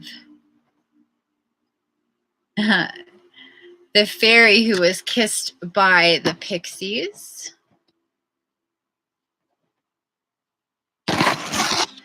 We have the fairy godmother. Super amazing, powerful fairy godmother. She's wow. Okay. And then we have the Topsy Turvets. So they're actually on the back of all of the cards. And they are in reverse. So Penelope Dreamweaver, we are going to go there first. Grab my book. When it comes to the fairy oracle, I really do like to share. I do start, and I can start channeling with them, but because a lot of people are not aware of the fae, not necessarily actually.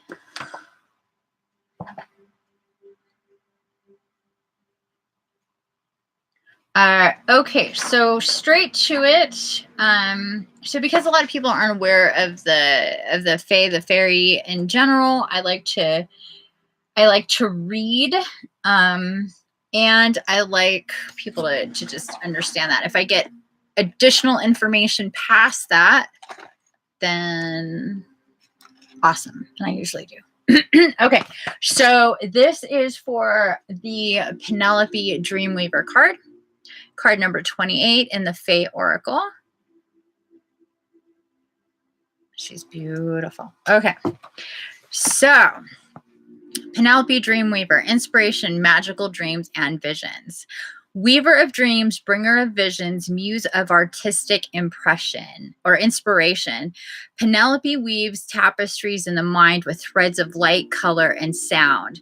When she comes to us in dreams, we waken under her enchantment and rush for our paints or clay or other forms of expression. In this painting, Brian has shown us Penelope, his own inspiration fairy, but we each have oh, that's a typo. Oh, weird. But we each have a one who is more than willing to help us. Mine says to call her Grace because she says she isn't exactly someone I deserve, just someone I'm lucky enough to have in my life. She plays hard at inspiring me, as does Penelope with Brian. Penelope says she is very pleased with Brian's results of her inspirations, but when I look hopefully at Grace to see what she thinks about me, she just shrugs her shoulders. When she flashes me a wicked grin, then she flashes me a wicked grin, so I think it's all right. Inspiration fairies like their jobs, but they get really bored when people don't pay attention to them. They sit around and file their fingernails while they think troublesome and mischievous thoughts. Sometimes they get exasperated enough to send us nightmares in an attempt to get us to wake up. These fairies and their sisters, the fairies of expression, work together as teams, helping us in our creative endeavors. The fairies of inspiration sprinkle us with special inspirational fairy dust so that we may wake up with ideas, rather like fertilizing a plant, and you know what plants are fertile. Excuse me, that's funny. Rather like fertilizing a plant, and you know what plants are fertilized with, Grace says. Then their sisters, the fairies of expression, help us to give form to our creativity, manifesting it with our own particular talents. So this is really kind of talking a lot about what I was saying earlier about dreaming and clairvoyance and being artistic and tying that all in. Now we have a face to put with all of that. So Penelope Dreamweaver. So this is something to think about in regards to us all getting this and having this be a real theme in this reading that we've been doing. Seek visions of inspiration. Be aware that they are often subtle and require close attention. Fantasies, dreams, and daydreams are all places an inspiration fairy can contact us, but she can also pop up unannounced in the midst of the most ordinary of activities. That's very true. In the bath, washing the dishes, driving the car, or anywhere else that our mind is half occupied and half running on idle. Pay attention to unsought inspirations at this time. They have something wonderful to offer you, but it is up to you to catch them and bring them into reality. So again, this is... Okay, so what we're feeling here with her is to not only be aware and to do that pay attention thing, but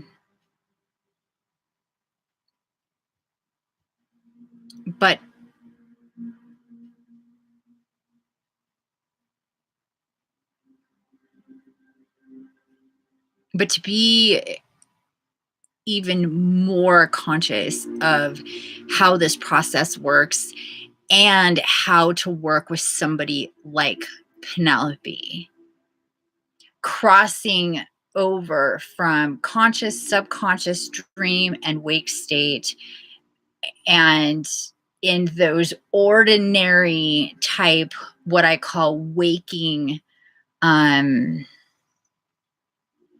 or what I call walking meditation.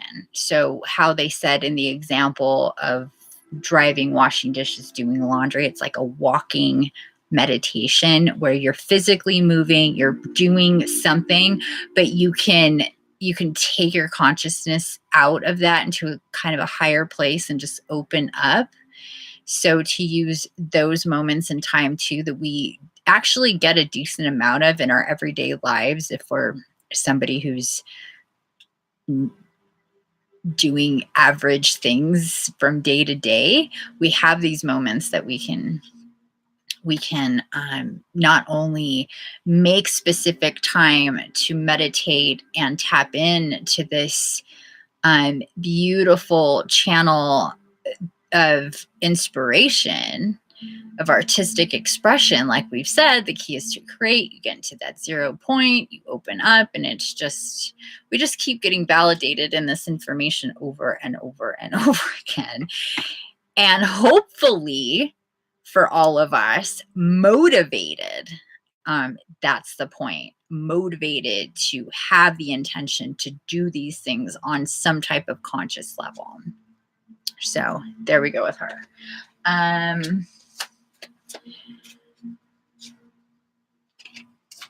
Next, we're going to go to the Sage number 19.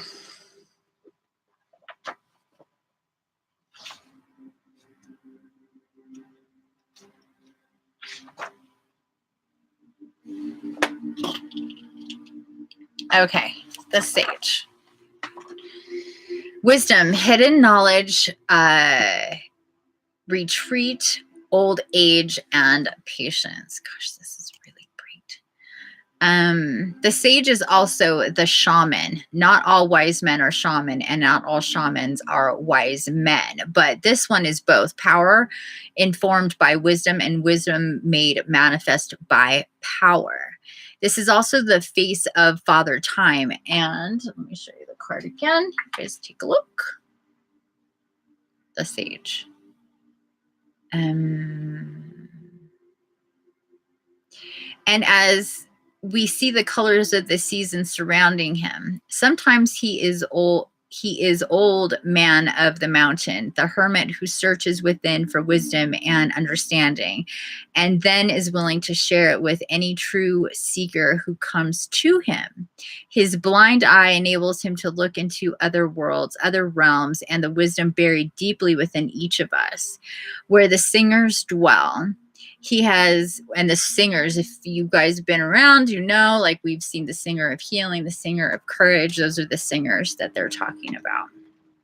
Also known as facets of angelics or archangels. That type of divine energy is the same, like the same.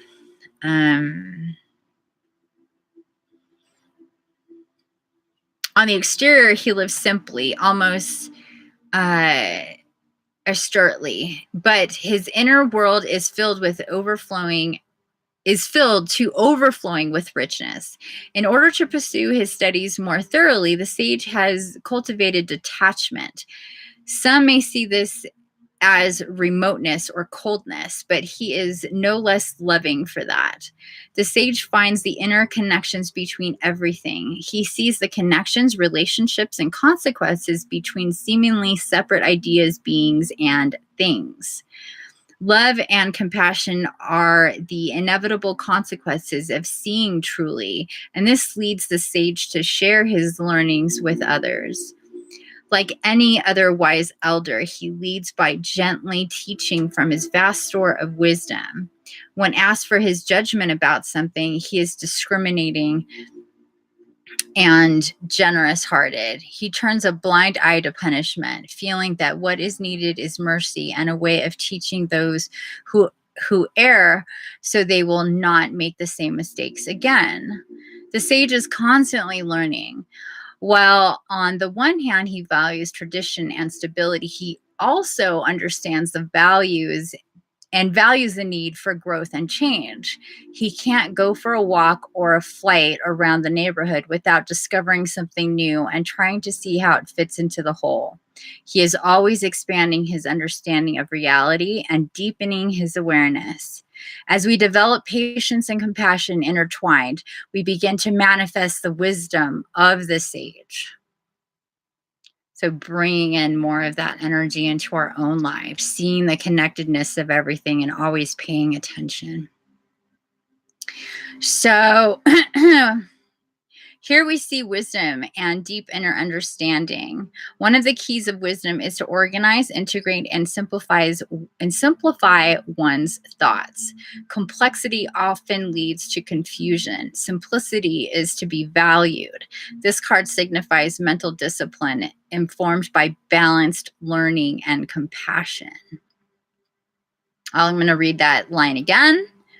This card signifies mental discipline informed by balanced learning and compassion. So balanced learning means setting aside what you think you know and learning as much about everything as possible. So setting aside preconceived notions about things, no matter who we may think we are or know we are.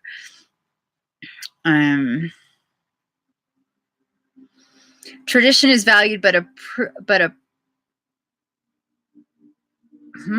tradition is valued, but appropriate change is accepted. The sage knows when to let go and when to move on. He knows when to retreat and think things over. He compassionately and wisely shares his knowledge with others, teaching by example as well as precept. The scales of justice are balanced in the sage's hands. This card in reading also signifies the need for deep consideration and refined judgment applied with compassion and mercy. So this is also tying in this.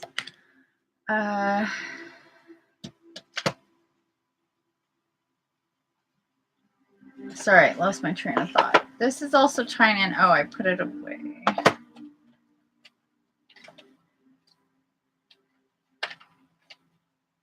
Okay.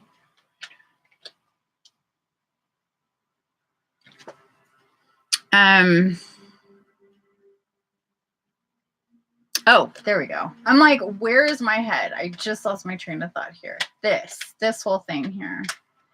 We got at the beginning of the reading with the archangels and having the connection to children, to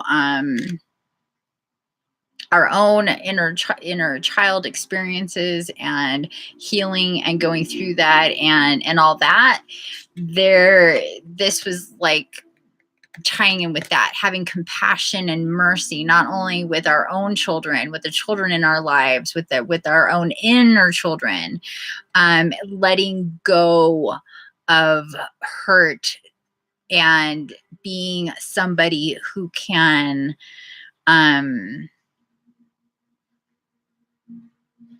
be the example of somebody who's let go of hurt and anger, be able to share experiences with others when it came or comes to our own life, our own childhood experiences, but from a point of view that shows that we can very much let go of things that may have been hurtful to us or traumatizing as children, and be a whole adult is really important for us to show the children in our lives.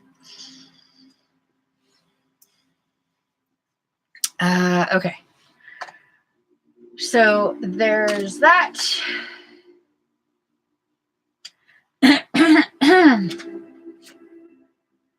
Sorry, my throat's like closing up on me.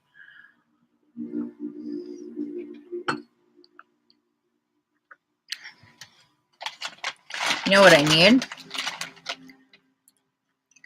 Chocolate.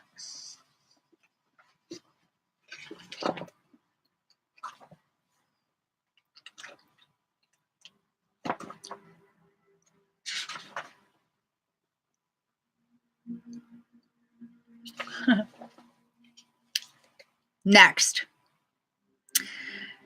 the fairy who was kissed by the pixies. Let's take a quick look at this card. There's a lot of detail in these cards sometimes.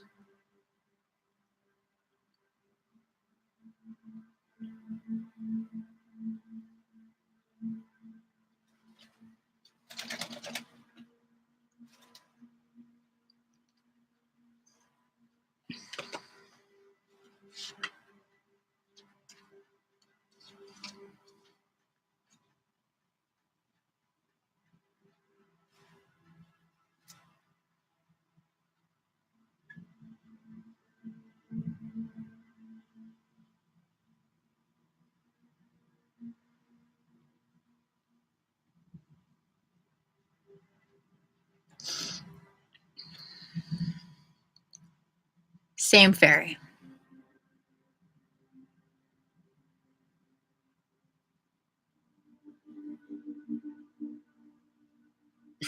They're like, do you recognize her at all? I'm like, what? Where? Right there. So, Penelope is showing up in 2 cards. So not only her own, talking about being the dream weaver and being one of inspiration and so on and so forth, but being the centerpiece for the fairy who was kissed by the pixie. So let's dive a little deeper. Things get really interesting when we start working with the fae. I'm gonna move this a little bit. Okay, card number 21, the fairy who was kissed by the pixies. Love given, love received, metaphorical open heart surgery. Pixie kisses are not chocolate like the well-known Hershey kisses, but the pixies claim that they are a whole lot sweeter and don't do anything dreadful to your teeth. However, if the pixies have been munching fairy chocolate, some pixie kisses give people freckles, as Brian wrote. And Brian is the artist in the channel. When they talk about Brian is the artist who does all these paintings.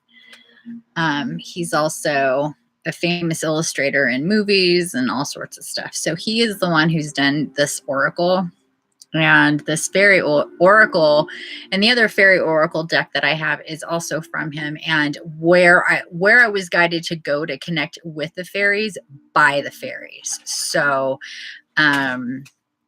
unlike many other fairy decks and information, this is where I was led to go directly from them. You give them sweet stuff, they like sweet stuff. Definitely. Okay. As Brian wrote, the pixies say that there cannot be too much kissing. A fairy kiss is a blessing indeed. Pay attention when you feel a fairy touch on your cheek or lips. Fairy kisses, in fact, all fairy kisses are to be noticed and savored. If you do notice, you will find yourself smiling without meaning to. Feel a surge of warmth swell in your heart. This fairy is a queen of love, all kinds of love. Brotherly, sisterly, paternal, friendly, unconditional, conditional, either or both. It takes perfect people to have a perfect love, but we, imperfect as we all are, may have many loves, each one perfect for who we are and for what we need now.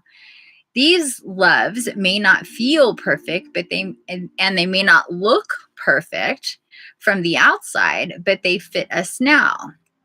If we don't like them, she shrugs, then we need to change ourselves so that a different kind of perfection fits us. Here we see her role as a heart surgeon, using the power of love to help us open our hearts when we have closed them out of fear, helping us to expand and become more of what we have the potential to be. Yes, it is true. Having an open heart, being willing to love and be loved, makes us vulnerable to loss and grief. But we're assured that once a heart is truly and fully open, even the deepest grief becomes bittersweet, like dark chocolate. And there is no pain that is not blanched by the greater joy of love. The feeling of giving love is what makes us feel good. What keeps us from enjoying it fully is our desires to own others and to have them constantly prove our importance to them. Such proof is impossible. However, this kind of conditional and self-limiting love is part of how we learn about real love. If you ever hear yourself asking, do you really love me? Or saying, I don't think you really love me, then you know that the love you are giving to the other is conditional or limited. She'd like to learn us to love others without conditions. And she also would like us to learn to love while still staying properly centered within ourselves. So that means not falling over and losing ourselves. It is important for us not to lose ourselves in others and let their desires become ours while losing sight of what we need for fulfillment in our own lives. In the long run, or even in the not so very long run, that never works out. We only think we know what others want and need, and sooner or later we get it disastrously wrong, usually by thinking we know what they ought to need.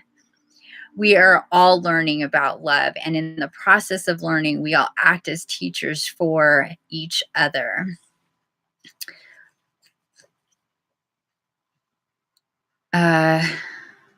Ram Dass said, the karma of relationships is the hardest karma there is.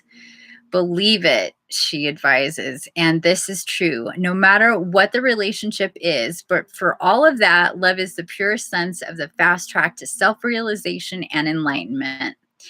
The wild thing at the top of the picture is filled with bliss and longing to cuddle its way to enlightenment. That's that guy right up there.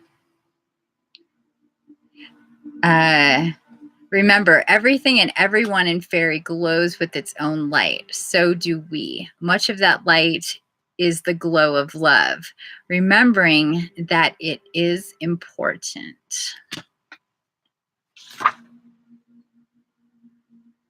Opening our hearts more widely to the giving and receiving of love invokes the well-kissed fairy within. So, starting now, giving you the suggestion of giving and receiving love and intimacy in any of the wide variety of relationships that you may have. She gives us notice that this is the time to open up and heal our hearts. So more of what I was saying earlier, all of this is tying in together, really doing some healing into that deep space within us so we can expand and get deeper into that love vibe on a constant level, whether we have somebody in our lives or not, romantically, that is.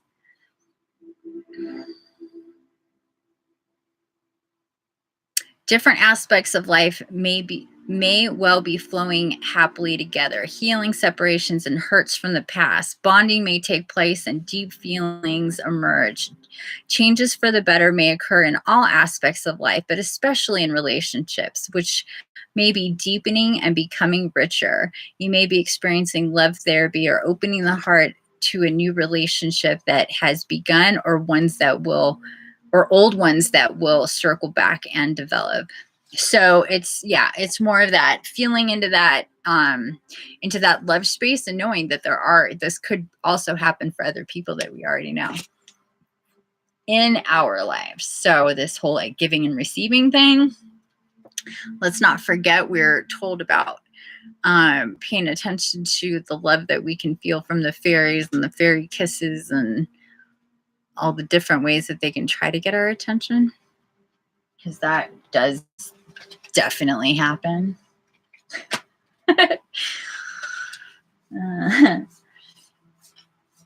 Okay.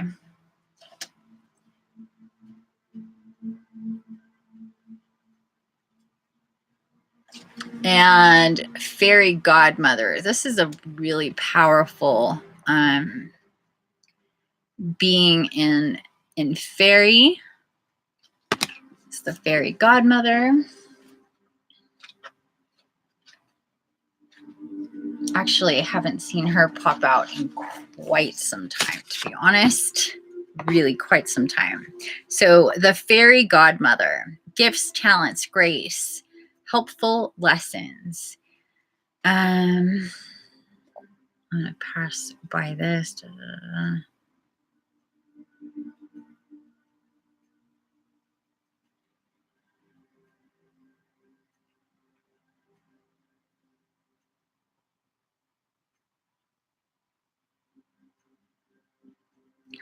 Okay, she just tells a story about how this woman sees this image.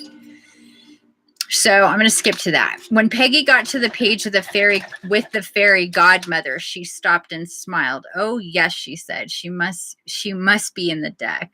I guess it was when they were making this deck. Definitely, she must. The longer Peggy looked at her, the bigger her smile grew, and the more insistent she was that I include Sari in the deck. When she went back to work, I noticed that she still had a little smile on her face and her whole energy had changed. Things were not jumping out of her hands any longer either. This is how Sari, and that's Sairie, the fairy godmother, works. She gives us grace to help us along our way. It might be a little touch of fairy dust to lift a mood. It might be a conspicuous miracle. It might be anything in between. She protects us from the ill will and plain stupidity of others and from our own mistakes. She entangles and snarls in our psyches and bestows gifts upon us. Whatever she feels we need. Sometimes she gives us choices when we thought we had none.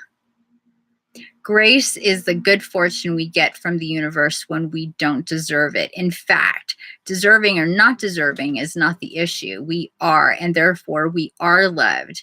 It's that simple. Sari, the fairy godmother, is a giver of grace, and occasionally, quite often, in fact, of useful lessons. She tries not to interfere with our learning process, but she adds that little touch of fairy grace that helps us to learn a little faster sometimes. Quite often, she acts in our lives through the hands and hearts of others. The fairy godmother is the only one who wore a crown of stars, flowers, and branches, which says a lot about her. Luckily, each of us has a fairy godmother to provide the extras that our guardian angels are often too busy to think about. Fairy godmothers in general are well known for their love and parties. Don't forget to invite them to your festivities and special occasions. The fairy godmother glows through us as we perform loving and appropriate kindnesses for others and develop our capacity for unconditional love. So here we are again with the theme of love, unconditional love, being there for a child. So this is the fairy godmother, we as the child, this child theme continuing, and to teach us again, like the sage, the wisdom, the love, the connectivity. This is backing up that kind of real intense and deep guardianship that we have with not only the angelics but with the fairy.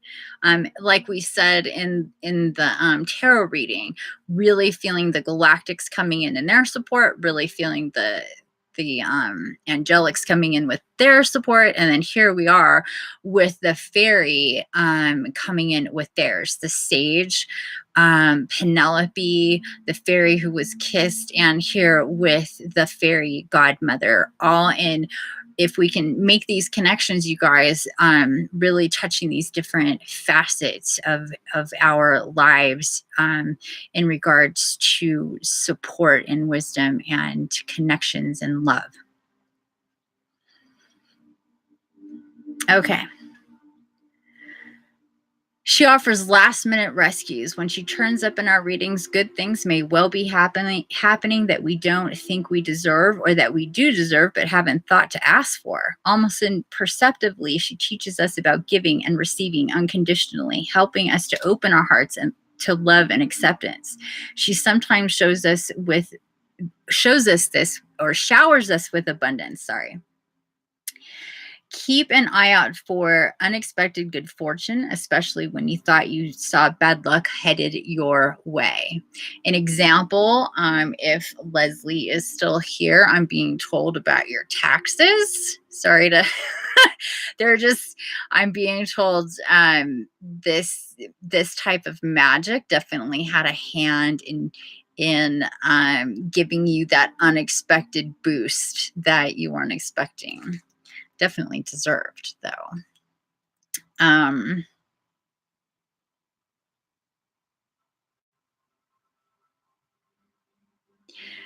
Remember to say thank you by passing a kindness on to someone else. Practice a little fairy godmothering yourself and see how enjoyable it is. Part of the fun of it is to do it so that the recipient doesn't know where the gift came from. So feel your fairy godmother and do a little fairy godmothering yourself. All right. And last card, you guys, card number 51, the Topsy Trevettes. And this card did come out in reverse, and I think I already have a feeling what this means. Let's just take a look here, and then we will do Ashley's, but not Ashley's reading. Wait, what? 51. There we are.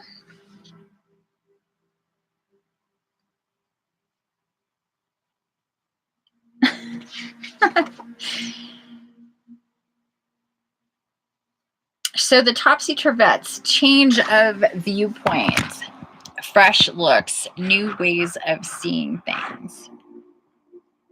Ashmita, ooh, I like that. Okay, so Topsy-Turvets, change of viewpoint, fresh looks, new ways of seeing things.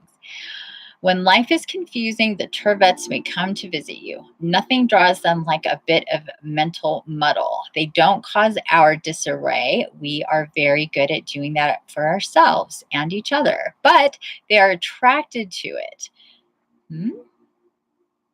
They are attracted to it. So pay attention to that. Confusion is an important stage of growth, and they delight in helping things to grow. They live everywhere. Not only humans need their help. They are exceedingly busy. Fortunately, they are quite prolific, so there are a lot of them. When the Topsy-Turvets show up, it indicates that someone needs to look again to make an effort to see things from a different point of view. It suggests that confusion may exist because we are asking the wrong questions. Or perhaps we have made assumptions that are incorrect, and we have to run into a brick wall built of those misconceptions. The Turvets ask us to back up, to question our assumptions, and to try to see things from viewpoints of the other people involved in our muddle. They ask us to let go of our attachment to our own point of view, to stop saying ought and should, especially about other people. Most emphatically, they suggest that we start trying to see things as they really are instead of as someone thinks they should be. This card is a warning that someone involved in the question or issue at hand is mentally upside down or possibly sideways. In a reading, the Turvet suggests that things need to be looked at from another angle. We need to back off from our emotional entanglement and look anew. Much of the apparent confusion about the issue is caused by a faulty point of view. Get the opinions of honest others and then relook at your own. Defensiveness and denial may be causing much difficulty. Try imagining that you are looking at the situation from the point of view of each of the others involved. This is not an exercise in deciding how the other ought to see things, but in discovering how they really do. Words like he ought to see that, and then fill in the blank, are not useful at this time. If the Turvet's card turns up and another viewpoint does not readily suggest itself, it may be useful to draw another card. Okay, blah, blah, blah.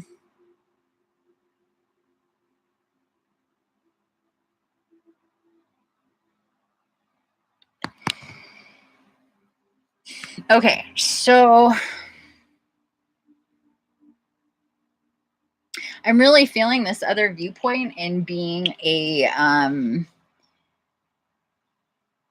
it could be something specific in our lives or a specific person. So they're asking each of us because they're saying, oh, okay, wait a second. There's a lot of people present who are going, oh, this doesn't apply to me. And they're saying, no, you wait a second, people. It does apply to you. This card applies to every single person either here or that will be seeing us in the future. And if you decide that it doesn't, then you're even more upside down than you thought. And that is also a message here too. So what it is saying is think of, if it's not readily right here, this is the person that I need to be thinking about and seeing their point of view, then think about somebody in your life that you have certain feelings about or judgments about, and seeing life maybe or the situation from their point of view. If it ties into that whole like person in our life coming back around, like we talked about earlier, this is a real strong push and indication. Also, I'm hearing again from the sage saying this is this is the kind of advice that I would give, and the ways in which that it comes to help you is through a situation like this, or getting the information from those like them, the Trevets. So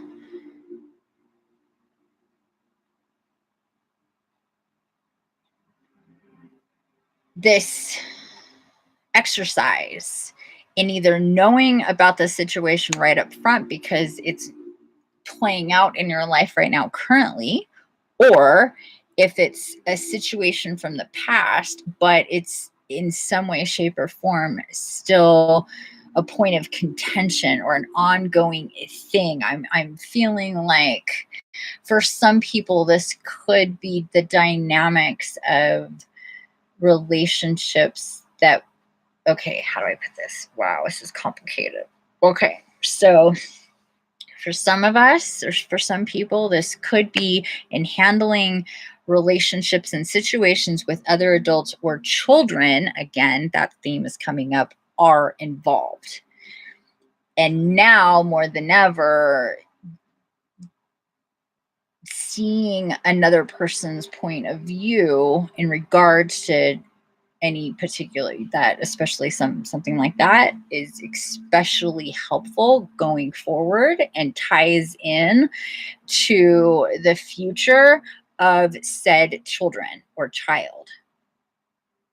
Again, this also could be in relation to a situation where you may have an ongoing and lingering negative charge with an adult from your childhood. So that may also come into play. So it could be both. It could be one of those situations, but there's definitely something there.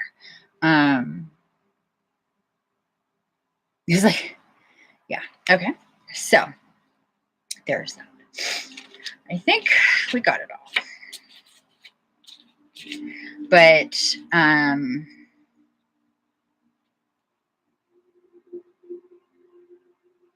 there was definitely a theme here with the Fae, and that was about connectedness, opening up to receiving love, giving love, and stepping into truth.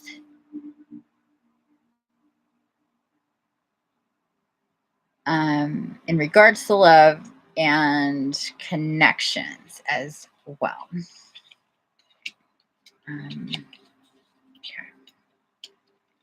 Okay.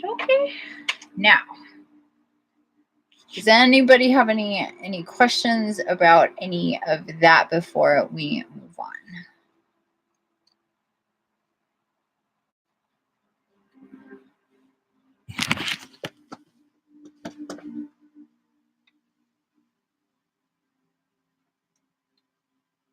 No? Okay.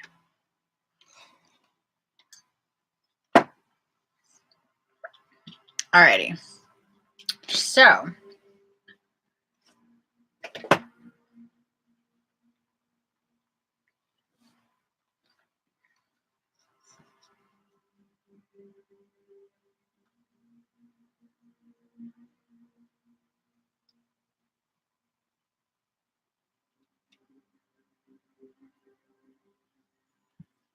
okay, so Ashmita, you are up.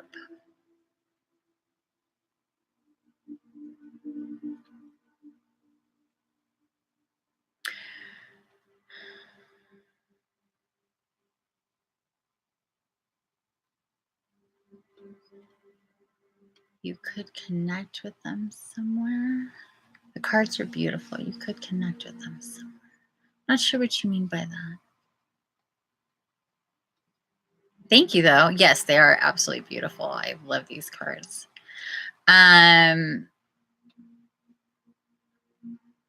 So, Ashmita, I'm being told to do something with you. I'm understanding you have a situation from what you said. It's a love situation, somebody you're in love with.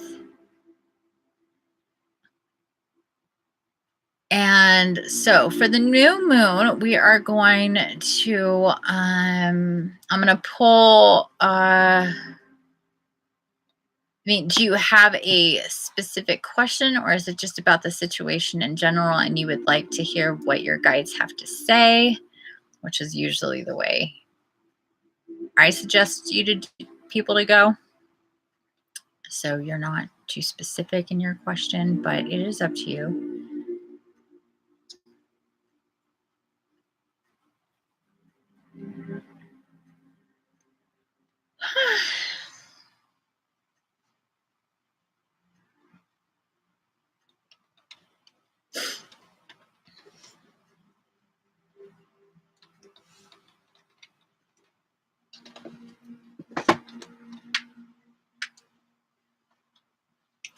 And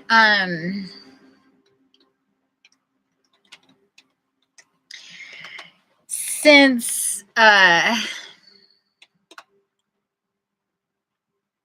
your situation is everybody's situation is complicated, it seems, right? I totally get that. Now, I would suggest if it's complicated and you're just looking to kind of get some information and feel some guidance, to just kind of be open to what comes. Honestly, your guides already know the situation. I don't necessarily need to know the situation, as I'm a messenger and I'm giving you information from them. You know, a true channel and messenger really doesn't need a whole lot of information, to be honest with you. That's the way I roll. So with that said, if you don't have any specific, like, you know, fast and true question, which is the way, like I said, I like people just to be open to what comes. Like I said, your guides know you, they're with you. It's very simple. They know it's already on your mind. They know the story. They know how complicated it is, right? To be honest with you, people show up, I'm like, you and them already know your story. I'm just connecting. They're, you know, that's all I'm doing. That's truly how I feel about it.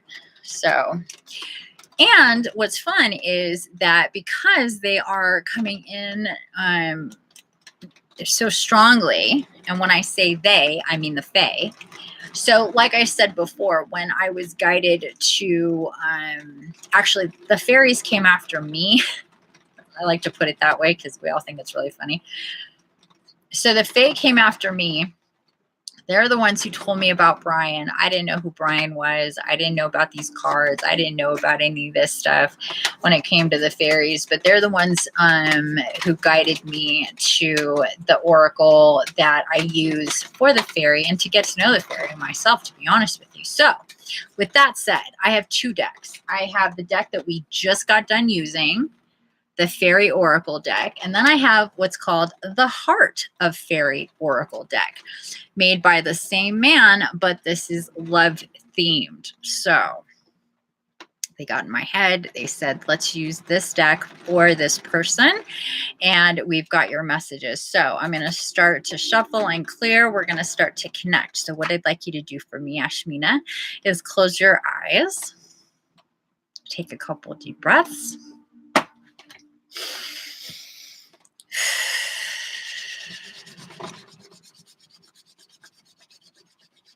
Nice, long, deep breaths for me, okay?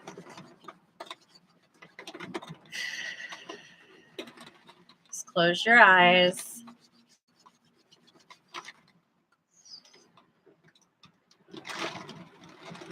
So if you can just have the intent, Ashmina, to open up energetically to accept my energy and my my own helpers, guides, and guardians to assist in your reading with you. If you can open up your channel, we can connect. Family, this is Infiniti, and I am here to connect with Ashmina and her life and circumstances and energy. If you can please open and connect with me, knowing that I am of true intent and here to give messages from her spirit tribe that she is in search of and was led to me to give.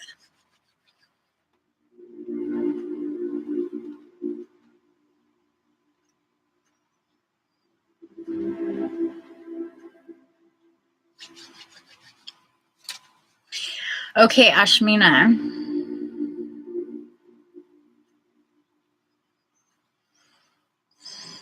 If you could just kind of take another nice slow deep breath. And let me know if you feel any change in temperature around you, any kind of tingling, especially in the top of your head. This is where people usually will start feeling it when we start connecting energetically, as though somebody has just put their nice, warm, loving hand on the top of your head as you sit there. If you don't feel that, that's fine. But typically, few people feel that when I start to connect with them. I am a psychic, physical empath, and I'm a quantum alchemist, and I do connect and work with energy, transmuting it, also connecting through it as a healer, as a guide, and a messenger. So it feels like all of a sudden, like just another not another, but just a separate energy other than yourselves, other than your own, but it should feel very good, very warm and loving.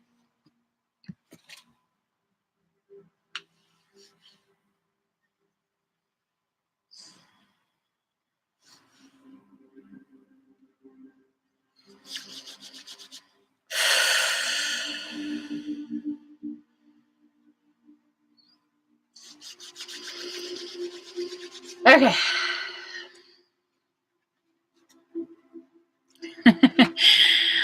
You just saw 1111. Where are you? That's awesome. So feeling any warmness, any tingling, anything like that, 1111, that's a good one. I like that. So whoops, there goes the card. Right on the back. That's literally it. What the heck? Hold on. Oh, wow. Wow. Holy moly, those came shooting out, and look at this.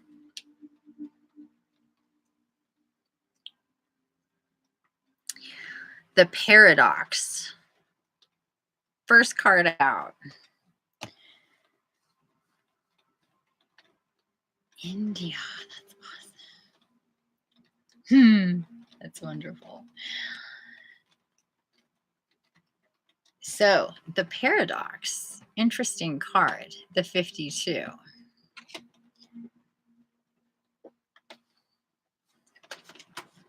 Told to keep going here.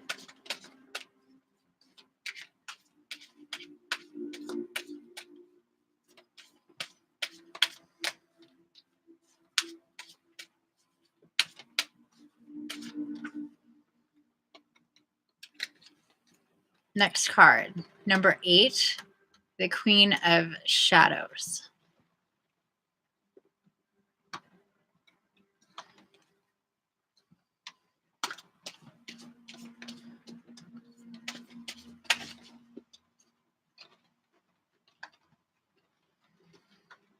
All right.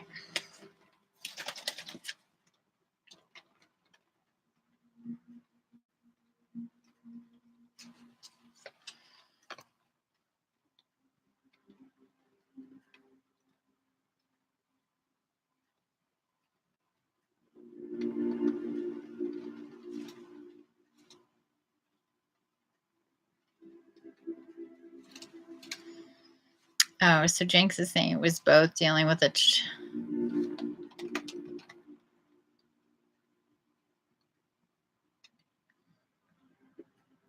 That sounds complicated too. Okay, next card. The Boy, number 21.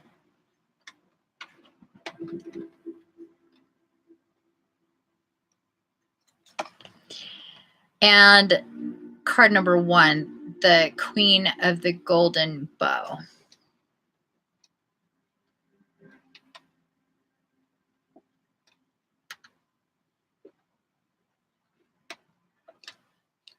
All right, so give me a second. Also in this deck are these cards that don't actually, they're not numbered. They don't have a page in the book. They are just images, and this image came out as well. And immediately when I saw that card, excuse me, guys. Immediately when I saw that card, I thought of balance. The word or the term balance came to mind. And we may circle back to that. But what I want to talk about right now and get into here at the top, and let me grab this book because it is a different book that goes with the Heart of Fairy Oracle, is the Paradox card number 52.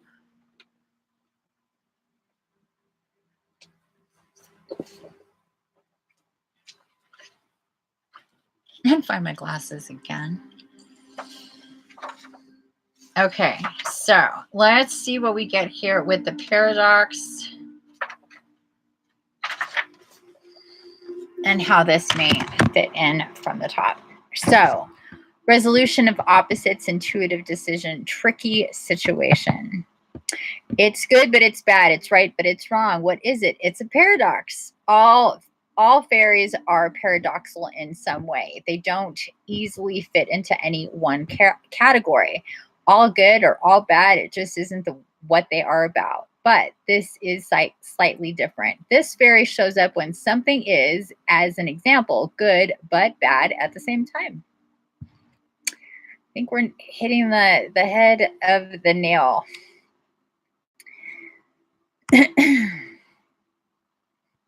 As in equal parts of good and bad. Confusing, isn't it? Have you ever been in a situation where you know that something is the right thing to do, but if you do it, it will be absolutely the wrong thing to do?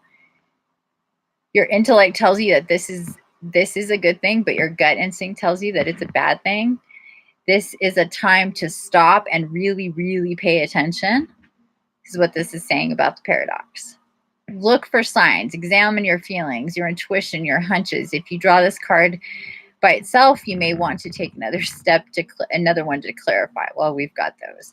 If you have drawn this with, for example, the Queen of the Night or the Prince of Shadows, then be very, very careful about how you proceed with a relationship. We didn't get the Prince of Shadows. We got, what do we get? The Queen of Shadows. Interesting.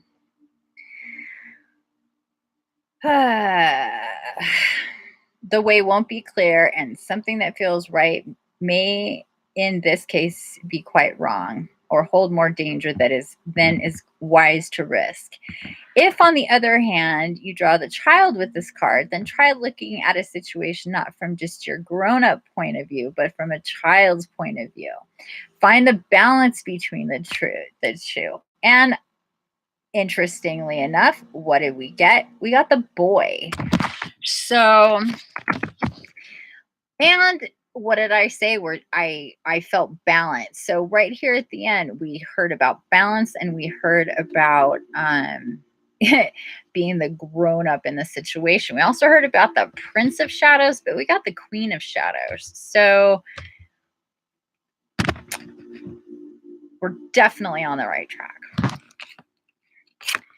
Next, I want to go to, let's just real quick, let's just go to the Queen of Shadows. Let's get that out of the way so we're not in so much of a mystery mode. We'll tie these two in. We'll get to the Boy after that. So the Queen of Shadows, introspection, acknowledgement, balance. Again, balance. So I'm feeling that there's an imbalance that needs to be balanced out already before I start getting into even more depth here.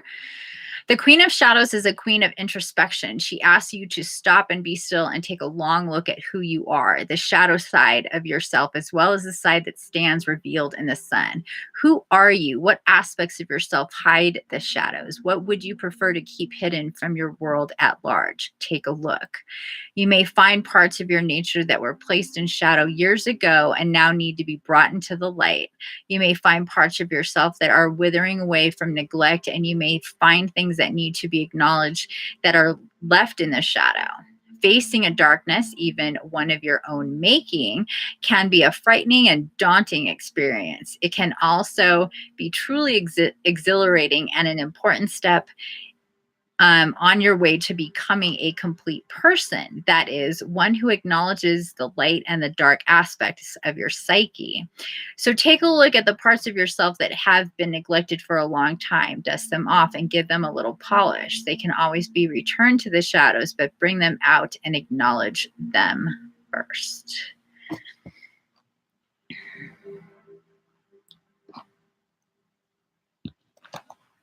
Wow.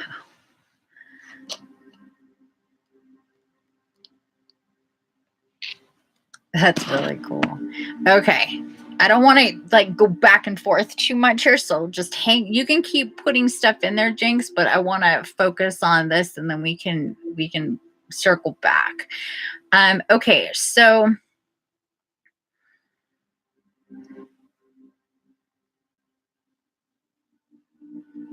there is definitely something about this situation that has not been brought to light, but there's a certain aspect here. Are you still with us here, sweetie? I haven't seen you in a while. Ashmita?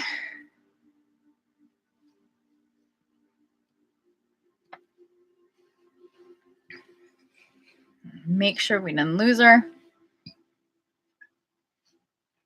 Sure, no problem.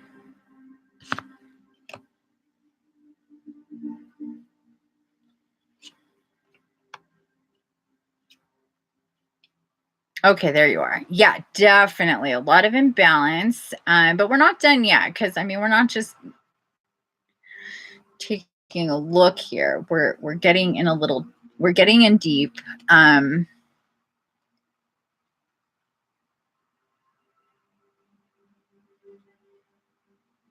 Okay, I want to keep going, and then we're going to tie it all up. Okay, so let's move right now to the boy.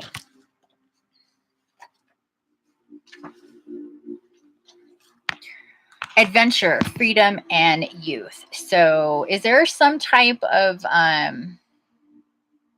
there's something or something he's hiding from me? Okay. Is there an age difference, like 10 years or more, that's part of this equation? Or around 10 years, more than 10 years, something like that. Like significant. Is there something like that going on? And if not in physical form, would you say even in a metaphysical form, some type of even that type of imbalance, if you want to put it that way?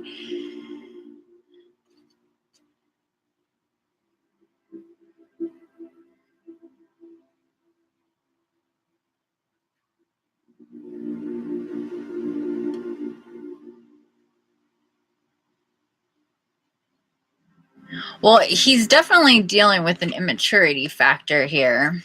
Trust issues, big time. Let's read about the boy.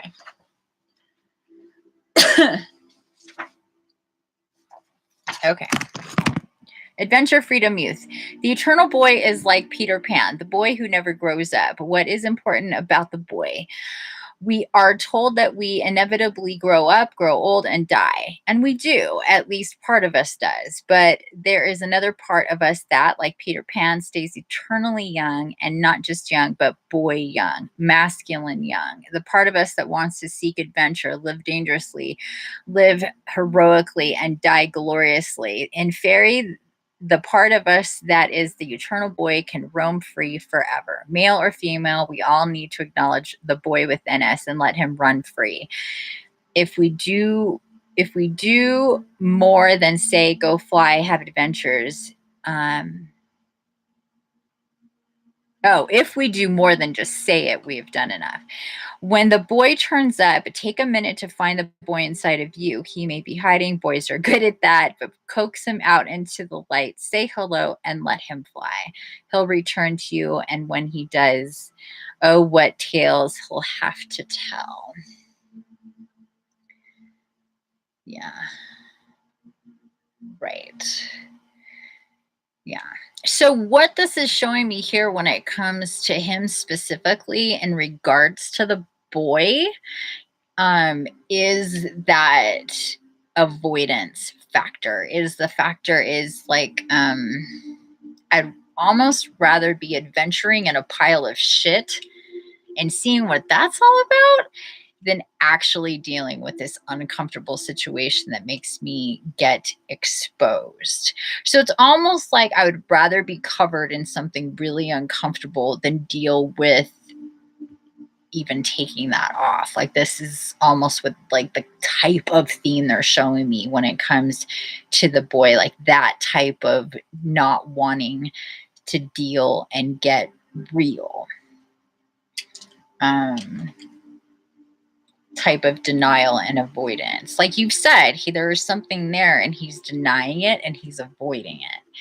And if he's denying it and avoiding it to you, and you know full well that there is a something there, but he's denying and avoiding it, and he's absolutely denying it and avoiding it to himself, even more intensely. So he may say, yeah, this is something that is, he may even acknowledge that there's a thing and that he's dealt with this thing and that he doesn't want to get into it with you because maybe it's not important or it's too painful or it's past that or whatever anybody throws up to kind of smoke screen away from a situation that they don't want to deal with. This is definitely part of this complicated situation. I'm going to move on to the last card that I drew for you, my dear, which was the Queen of the Bow. And then we'll see what messages we get.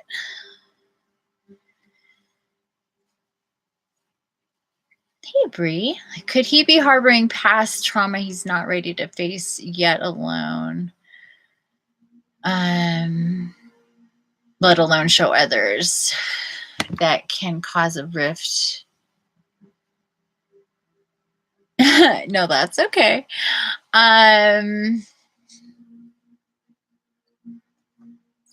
It could be, but I have a feeling here when it comes to this situation with her and her man here, that he does know what it is and probably knows that it.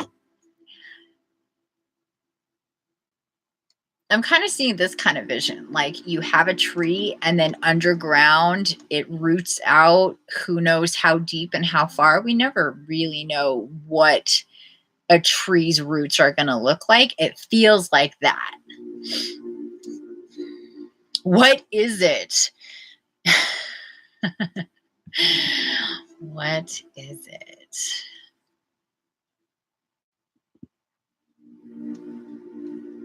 Yeah.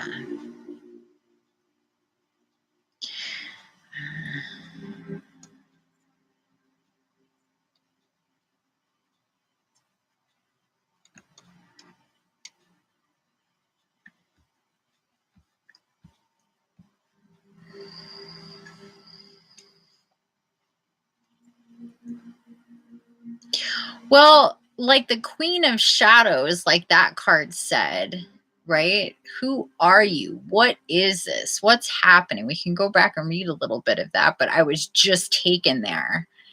And I think a part of this has to do with really him slicing through his own past in this life, all the way down to childhood and possibly childhood traumas, maybe even ones that he thinks he knows all the facets of, but it feels like there's a decent amount of that in the shadows. And he is trying to figure that out. Okay, let's move on to the Queen of the Golden Bow, so we can get the whole.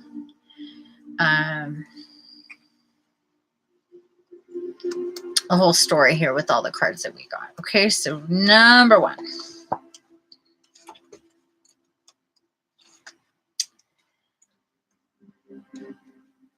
So, Queen of the Golden Bow. Card number one, and it says support, soul healing, and equilibrium. So again, balance. Support, soul healing. This is, yeah, okay. This is making sense. This is the queen of all things spiritual. I'm going to hold her up again, you guys, so you can take a look. Connect with her energy. This is the queen of all things spiritual, of healing, and of transformation. If you choose the queen of the golden bow, you are calling on the help of one of the true healing spirits of fairy. You are seeking healing on a very ancient and fundamental level. You need to heal and change. Your need to heal and change may be so deeply embedded in your psyche that you may not even know it is there. This queen calls for the healing of world sorrow and of the sorrow that wells up inside of you without having a specific cause that you can pinpoint. Listen to what the queen of the golden bow has to tell you. She asks you to let go and allow her healing presence to nurture you. When you feel an overwhelming sadness that takes you by surprise, a sadness that seems to spring from the depths of your soul, meditating on this card can help you rebalance your emotions. It may also be time to let go of emotions that are stopping you from healing. This may be emotions that have a more tangible cause, but still overwhelm you at surprising times. Take a long look at how these emotions made you feel in the past, how you are feeling at this moment, and then let the card do its transformational work to lead you into the future. Okay, I got a lot of information as I was reading that.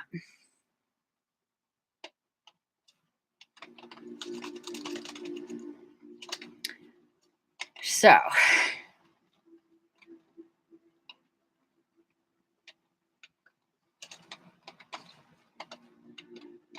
what I'm feeling here is with him and how he's like pulled back.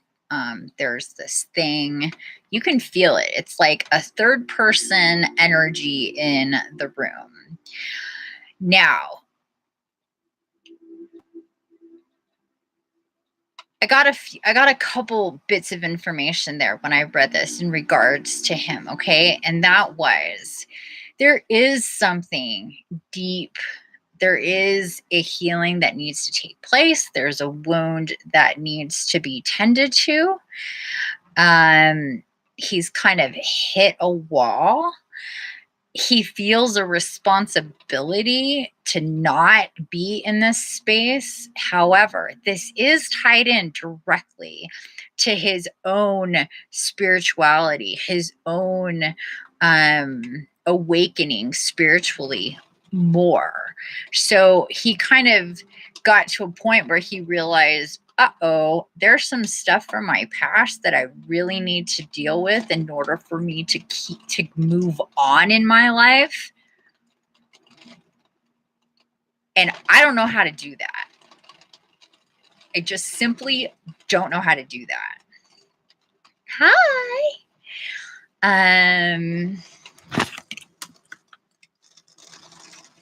I dropped something.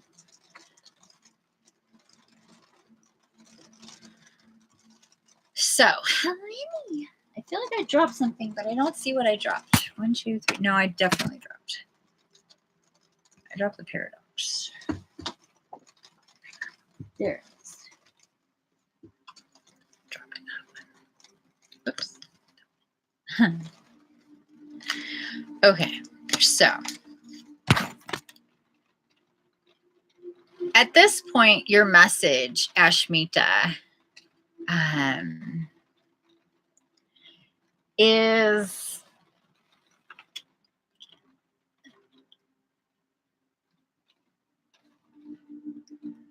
a couple of things.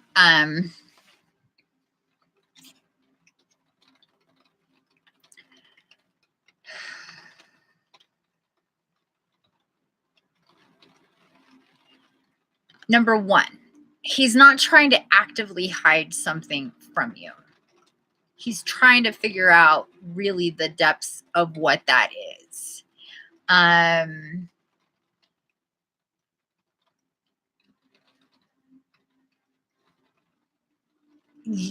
Your advice, okay? So I want to get into what we're gonna do about where you are at, because we've gotten a good sense of the situation here. You guys are in a complicated, there's complicated details and situations within your own relationship or your lives or what have you. But things are being kind of stalled out with this undercurrent of something's going on with him. And what comes across as him pulling back and being distant and not being maybe totally honest, feeling possibly shut down,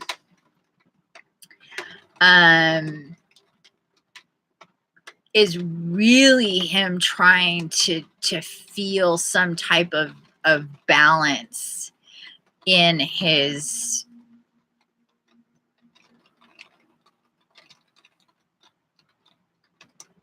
spirit, in his like, there's a thing that got either was blocked. So something happened where possibly he blocked it out mentally. A lot of us do that when we go through traumas, especially when we're young. We just put up a wall like it never happened. And at some point, it comes back. It can be as simple as hearing a song, smelling something, seeing a picture of something, hearing a person's name or a voice or whatever.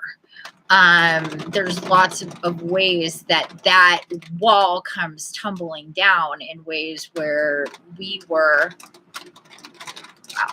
I don't know if you guys can hear that. There's a storm going on. It's really loud. So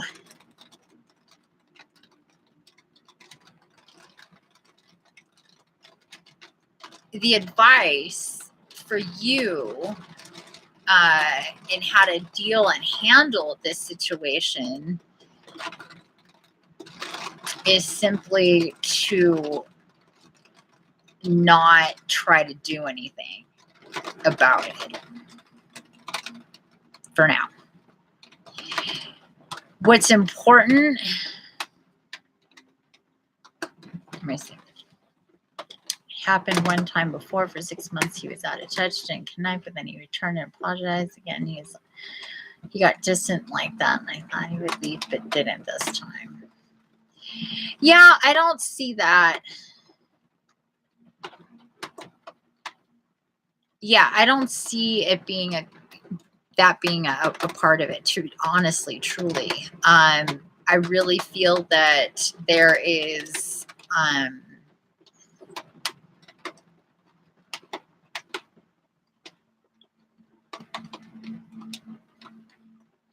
this relationship that what's going on with you guys, and even him leaving and whatever happened before in this whole thing. I think that he does things and he doesn't even know why, to be honest with you. I think that all of a sudden he'll be triggered to like that flight or fight, and it's flight, and he just doesn't know how to deal with a deeper set of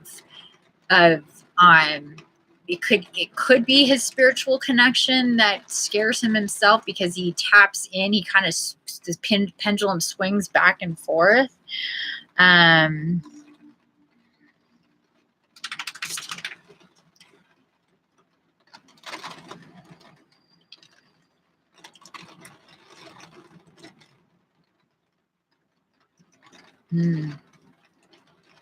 Interesting. Well, you're definitely meant to be here, Bree, and listen to this information as well. So I'm glad that it's resonating with you. For Ashmita, what's really important for you to do right now is to recognize on a deeper level that it's not about you. Okay. You need to understand that.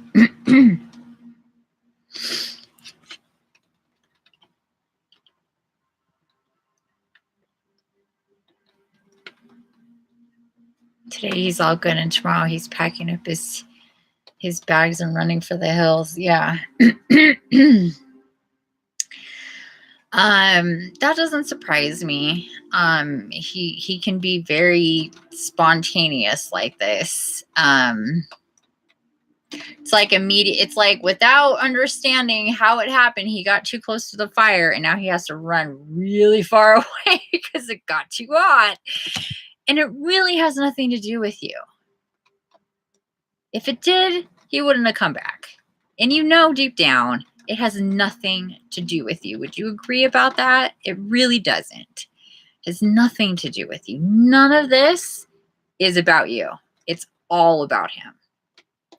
The paradox that you might find yourself in is how this makes me, Ashmita, feel when this is all about him, but affects me the way that it does. And I've been hurt before by this push-pull business that he does. You're a fire sign. There you go. Oh, that's hilarious. You got too close to his fire sign. That's funny. And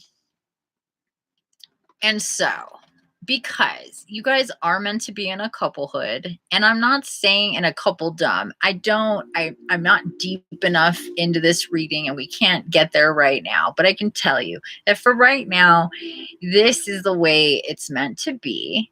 You are there to help him heal, but not in that like classic broken man, healer woman, or empath woman fixing the broken man. And this is on a spiritual level. This is on a deeper level. You're both meant to help and heal each other. But right now, in this space that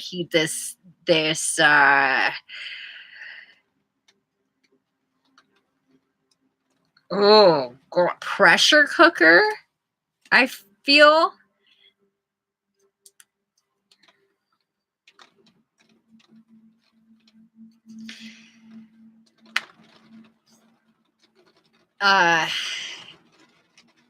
it's kind of, it's energy. It's energy, pure and simple. It's a little bit of energy with you, with your connections, the two of you that you've had, not only in this lifetime, but in previous lifetimes. It's the energy surrounding this situation that he is feeling on a deep spiritual level. So I'm seeing like part of it is a facet of, let me see if I can connect all the dots and go full circle. Okay. So we have a person, we have a person who through, it looks like some type of either coming in contact with a situation or a person, or remembering or being triggered in some way. Something that happened in this current past, this lifetime's past, which is connected energetically to other lifetimes past. So there's like this karmic wound that has played out, and he's been able to revisit and run. This is the kind of theme that I'm seeing, revisit and run. And he's kind of hit a wall where he's unable to, and there's no more run in it, in this theme. He's hit a wall. And even though in little ways, mentally, physically, he'll run. It's not in the cards for him to continue on this pattern. And you play a role in not facilitating that outcome. So by you being able to be there, to see it, to feel it, to know him on a certain level, but then get hit in the face with the brick black wall of who the hell are you past this, both of you are meant to go through that wall together to figure that out. I hope that makes sense. And your role and advice in this situation now is to let that happen and to be this person for him, but not in a codependent, unhealthy way. In a way where you can stand there in your own life, in your own self, and go, this isn't about me. This is about you and your life and your whatever, and acknowledge that, and yet be there for him with this shadow space going on, and let that light from you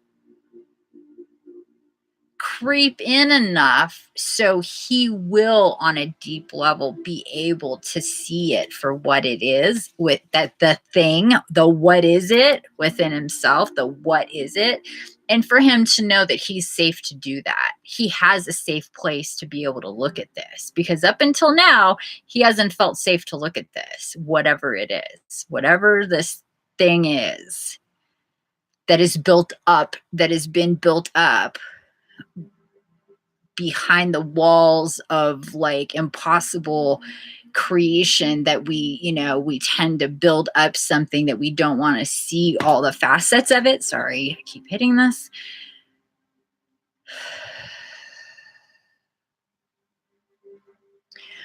But he needs to learn he can go there, and it's safe to go there.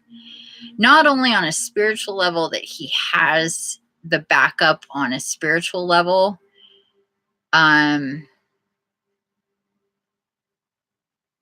but in his relationship with you, is really important right now.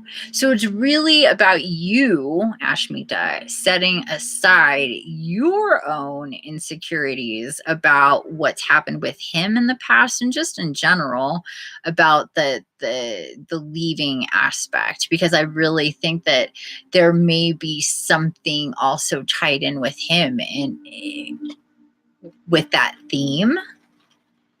So you guys tend to play off of this same energy a bit, and it keeps a sense of what is lurking in the shadows. Is it safe to go there? What, I can't, I get this feeling that I can't fully, completely, 100% relax.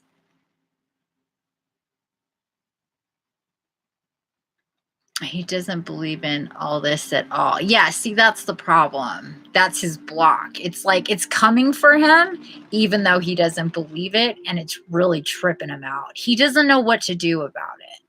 Because, see, this is the problem that people have when their soul is ready to deal with stuff and wake up, and the human ego and the human is not. They tend to have all sorts of these, like, I don't believe things happening. Just easier. I don't believe it. Done. So it's kind of a lead by example sort of thing.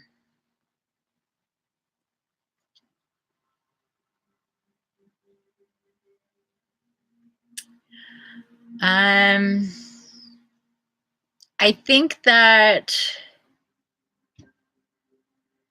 well, I mean, I do, whether he's okay, let's put it this way.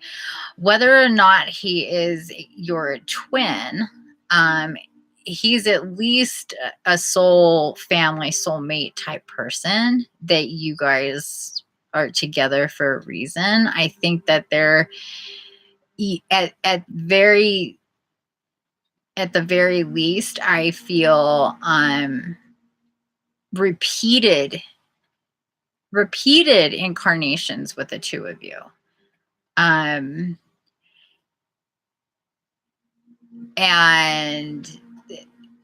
that lends itself to a lot of complex feelings and emotions. So it's like feeling really safe and feeling ultra exposed. And this takes me back to, I'm not 100% comfortable in this situation. That's just the nature of the way that that works. I'm not 100% comfortable in this situation. I'm not 100% comfortable in this situation. It's almost like this theme. I'm not 100% comfortable in this situation. That paradox. It's good, but it's bad. It's this, but it's that. It's push, but it's pull. It's like the paradox. What do I do that, you know?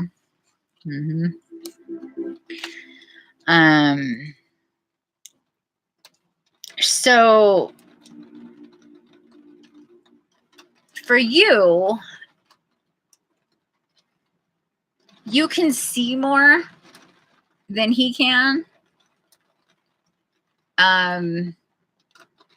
Which is definitely the way the themes go. Definitely what I've seen thematically with divine males and females is that the male they're behind the curve a bit when it comes to seeing what's actually real and reality.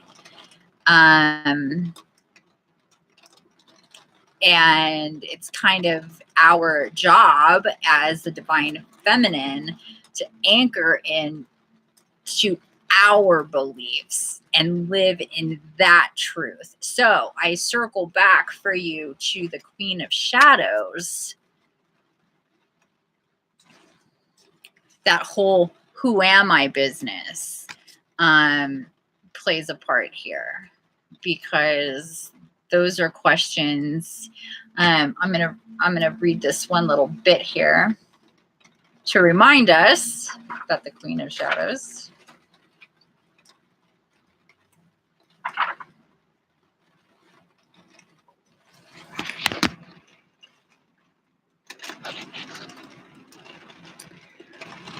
she asks you to stop and be still and take a long look at who you are, the shadow side of yourself, as well as the side that stands revealed in the sun. Who are you? What aspects of yourself hide in the shadows? What would you prefer to keep hidden from the world at large? Take a look. You may find parts of your nature that were placed in shadow years ago and now need to be brought into the light.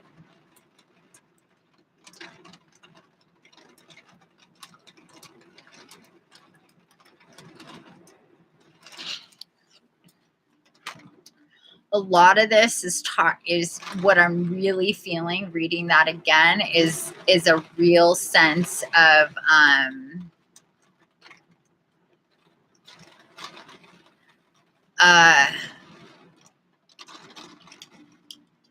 that dark night of the soul coming into the space in our lives for some of us when it is time to wake up and go through those things of our past and reconcile them.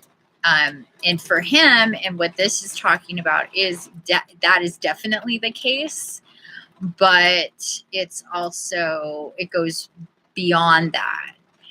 And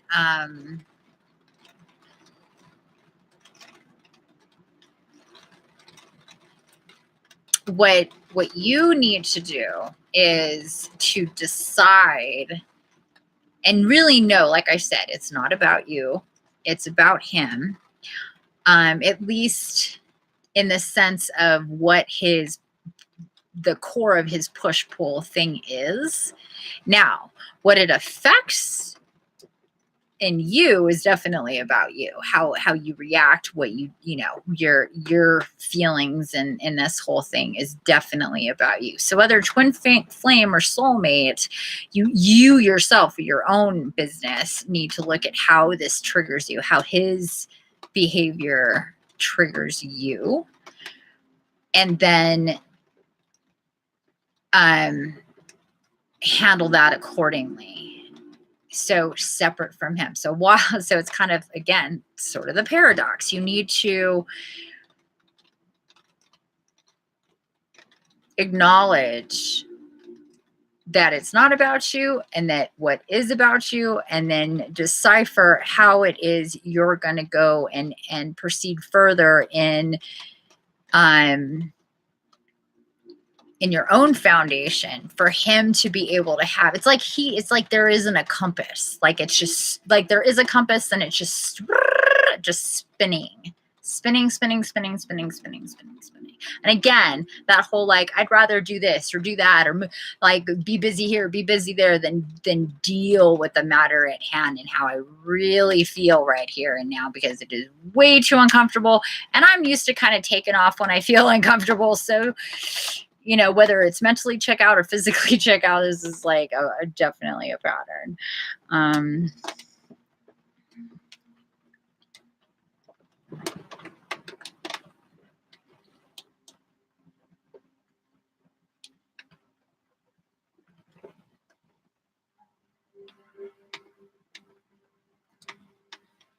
There you go. So again, your I don't know about this separating again. I'm not really seeing that, and that's not the information that I'm getting. The information that I'm getting, the advice that I'm getting for you is to try to understand his avoidance on a deeper level and know that it's not about you specifically. It's just where he's at, and definitely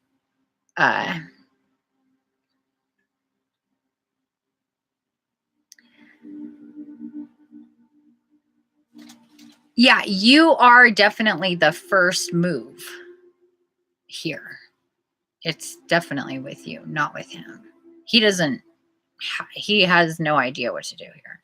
So it's definitely going to be with you. And I can't just keep hearing, lead by example, communicate with him in a way that isn't threatening. Let him know how you truly feel, but try to really step into a new frame of mind in dealing with this situation, or else it will pop, because too much focus will be on the shadows and what isn't being seen completely instead of what is. Yeah, there you go.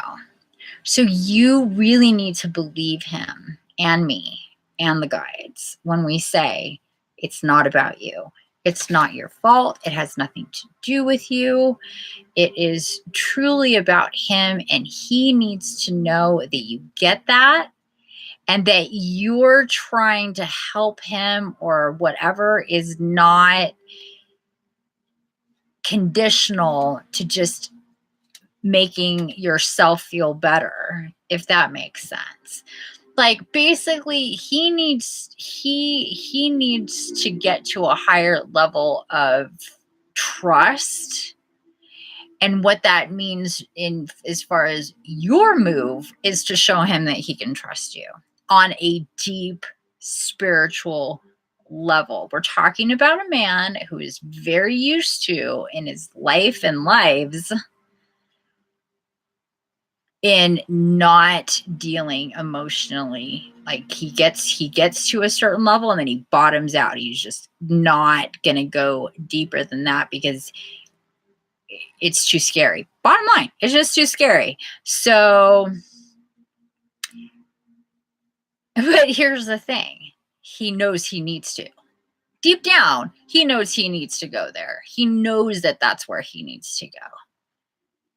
And that in itself is scary. There's that paradox. So try to remember when you're this person that a lot of this is dealing with this person, and try to see him a bit that way. Just, it's not always going to be that way. He needs to push through, but he needs to know that he has a safe place to do that without being judged in any way. Like that. I don't know when you popped in exactly, but earlier in the general reading, we were talking about giving and receiving love, seeing the connections all around. If you didn't see that portion of my reading earlier, the general reading that I did for everybody, please go back and look at that, because I do think it's really pertinent to your situation.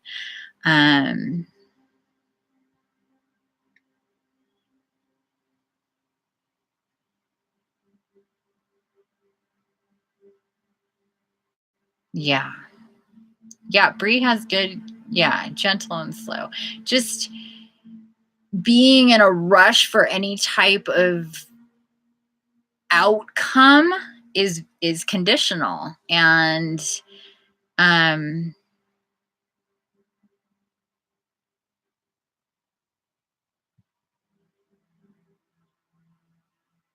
yeah, and not all situations are the same. I'm not getting anything here where it is a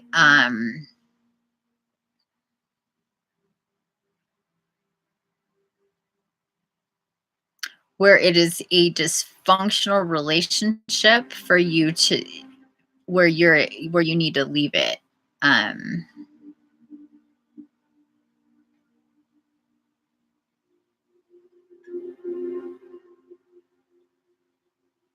Okay, good. Yeah, I'm not sure if you saw all of it, but okay, good. Because I think it is definitely speaking to the situation too, that the general part of what I did. And if I felt in this reading that there is anything that would tell me he's bad news, he's toxic, he's not good for you, he's dysfunctional, you should leave, I would definitely tell you that.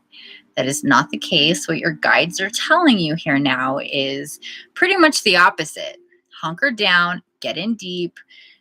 You have to show you're not afraid of connecting, of love, of anything that may come up. Like, you really need to be the example in this situation about giving and receiving unconditional love and just letting it go for now, maybe knowing that there's a thing there and just telling him, look, I know. You could tell him very flat out, look, I feel it and I know, and maybe you're not into this whole like diving deep in spirituality, and maybe he doesn't even believe in reincarnation or soulmates or twin flames or any of that stuff. This is what I like to tell people. Just because you don't believe in angels doesn't mean that they don't believe in you. Just because you don't believe in something doesn't mean it doesn't exist. So you can say to him, all of this and what you're feeling is because it goes deeper than that. And when you're ready to get there, I'll be here with you, because I can see what you're not ready yet to see. And this is why it scares you. So we'll just sit back and we'll do life the way that it is. And slowly he'll start to, because when you're too afraid of seeing the connections, you start to put up walls so you don't see connections. It's very simple, because the connections may be too overwhelming for you to see. Because when you see one part of a spider web, what does that tell you? Not only is there more spider web, but there's a spider. So for him, it's like, there's spider web. What does the spider web mean? It means that it goes deeper than this. And a lot of people are afraid of all that deep stuff. So for some of us, it goes without saying. It just is obvious. And for some people, it's like, that is just too much. And when they come in contact with soul family or soulmates, or God effing forbid, twin flames, it rocks their world too, because they begin to feel deep, deep, deep connections, not only to other people, but to their own soul self, to who they truly are. And for many, many, many people, take it from me, most people don't want to know that. They don't want to see that. They don't want to feel it. They don't want to connect to that because there's way too much to deal with and to handle. And most people, hate to say it, quite frankly, are too lazy, too stuck in their own ways and what they've already decided how things are to be able to push through that and actually go on this journey spiritually. Sometimes it takes people a decent amount of time to even come to the realization that that's a thing, let alone buy a ticket and get on the boat. So it can be really overwhelming for a person who doesn't believe in any of that stuff to have a partner who not only has bought a ticket, is sitting on the boat and is just going, when are you going to join me? This is kind of what I'm seeing. So when you showing up, dude, and him going, none of that exists. None of that exists. And there you are sitting on the boat. None of that exists. And it's just denial. It's denial. It's fear, denial, and all that stuff. Okay.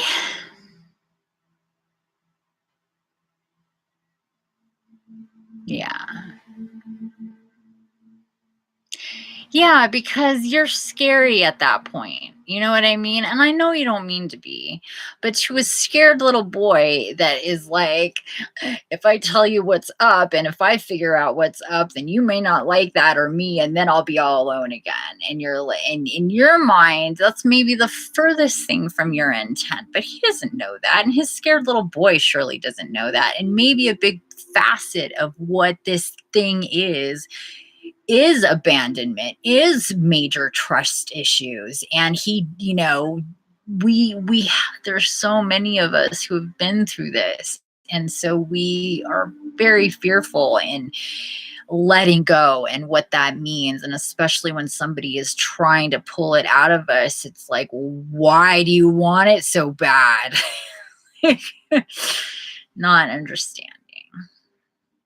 So yeah, I would, the advice from your guides and his guides and about the entire situation is to go forward in a relaxed situation and not try to extrapolate any more than from him than he's ready to give at this point. And you'll see that I'm not seeing a long drawn out thing here. It really won't take that long of calm waters for him to start to let things come in that he's able to take a look at and be able to do that with you. And you need to lead by example. When it comes to this stuff, all of this stuff. You don't need to be obnoxious about it, but don't hide it from him either. You know, your beliefs, what your connections are, where you're being pulled to on a soul-based level to learn about yourself. Make your own diving into deeper places spiritually the priority, and it'll rub off on him. It will.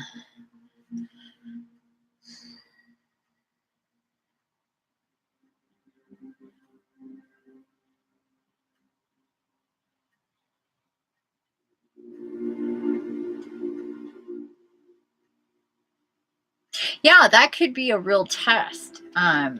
And this other person. Sometimes we get another player in the mix just to kind of force us to be real with how we feel about the other person, about our relationship, about our own insecurities, about stuff that we didn't maybe get over from the past. And they really just serve this purpose. And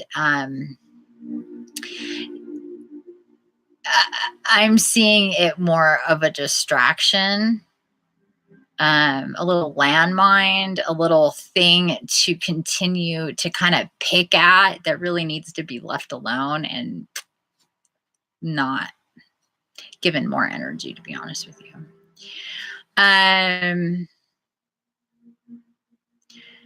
Okay.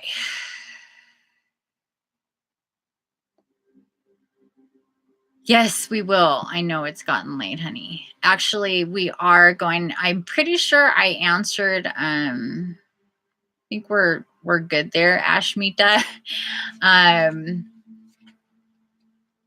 As far as getting information, diagnosing the problem, and giving you a course of action, which is always my intent when I work with anybody specifically. I would not worry about the third party. No, I wouldn't give that person.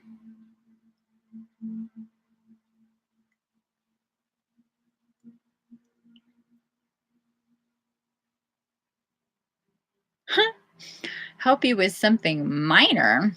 Well, honey, we are a bit late here, and that would be a whole other thing. I'm not just one to be like, yes, no.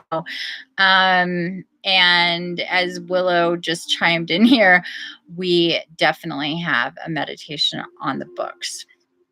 So I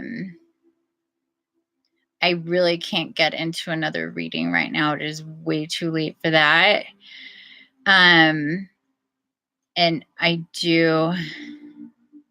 know you were here last stream and you wanted a love reading, and I told you I was doing generals, and then you left and then you came back, and so I'm sorry. It's not that I don't want to do a reading for you, just the timing hasn't worked out, and I can't get into a whole other reading right now, or else we definitely won't do the meditation. And I definitely need to do the meditation. So so we will be, so what I'd like to do now, you guys, is let's get our, for anybody who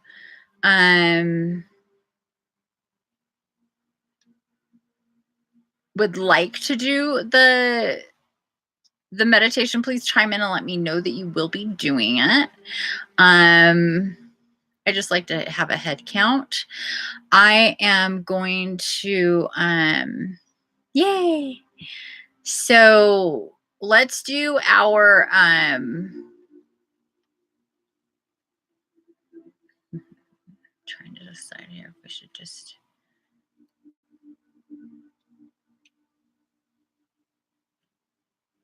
yay. Well, I'm kind of thinking what I would like to do, since, sweet, I need to go potty. I need to get something to drink. I need to get something in. I need to get something in. My throat hurts from all this talking and me dealing with this mold issue. It just makes it a little heavy in here. And what I would like to do is possibly start a brand new stream just for the meditation, just because this is gone. Yeah, hopefully soon I will be moving. Because this has already gone to 3:38, and with the meditation, it's going to take us into yeah, let's do a new stream, because whenever they go past 2 hours, it always takes way a long time for the video to come up anyway. So this is what I'd like to do, you guys. It's 10:44 right now, and what I would love to do is we're gonna end the stream, take about 10 minutes to do our business. And then I'm going to start a new stream, and we are going to get right into the meditation. Okay. So, So let's just make it even. Let's plan on at the top of the hour. So for me, it would be 11. For you crazy peeps, it would be 2 in the West Coast, or East Coast, I should say. You guys are amazing. And we will get right into the meditation. In the meantime, if you need to grab something to eat real quick, something to drink, go potty, just kind of start doing some nice deep breaths and loosening up. And I'll see you back here at the top of the hour. Okie dokie. And don't wait for notifications. Just watch my page and see when I go live, because notifications don't always come up. Okay, let's see if I missed anything here. Thank you so much for the reading. I'll try my best to do what I can. Good.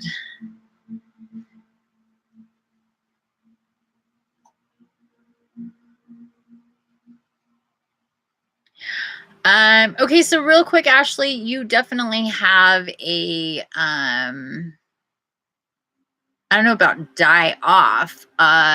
There is a, there's a definite timeline in which you guys get past this hump and have a completely different, whatever, you know what I mean? So there's always choices in this. There isn't a definite this or that. I don't see, like I said before, I don't see a reason for this to end at this time.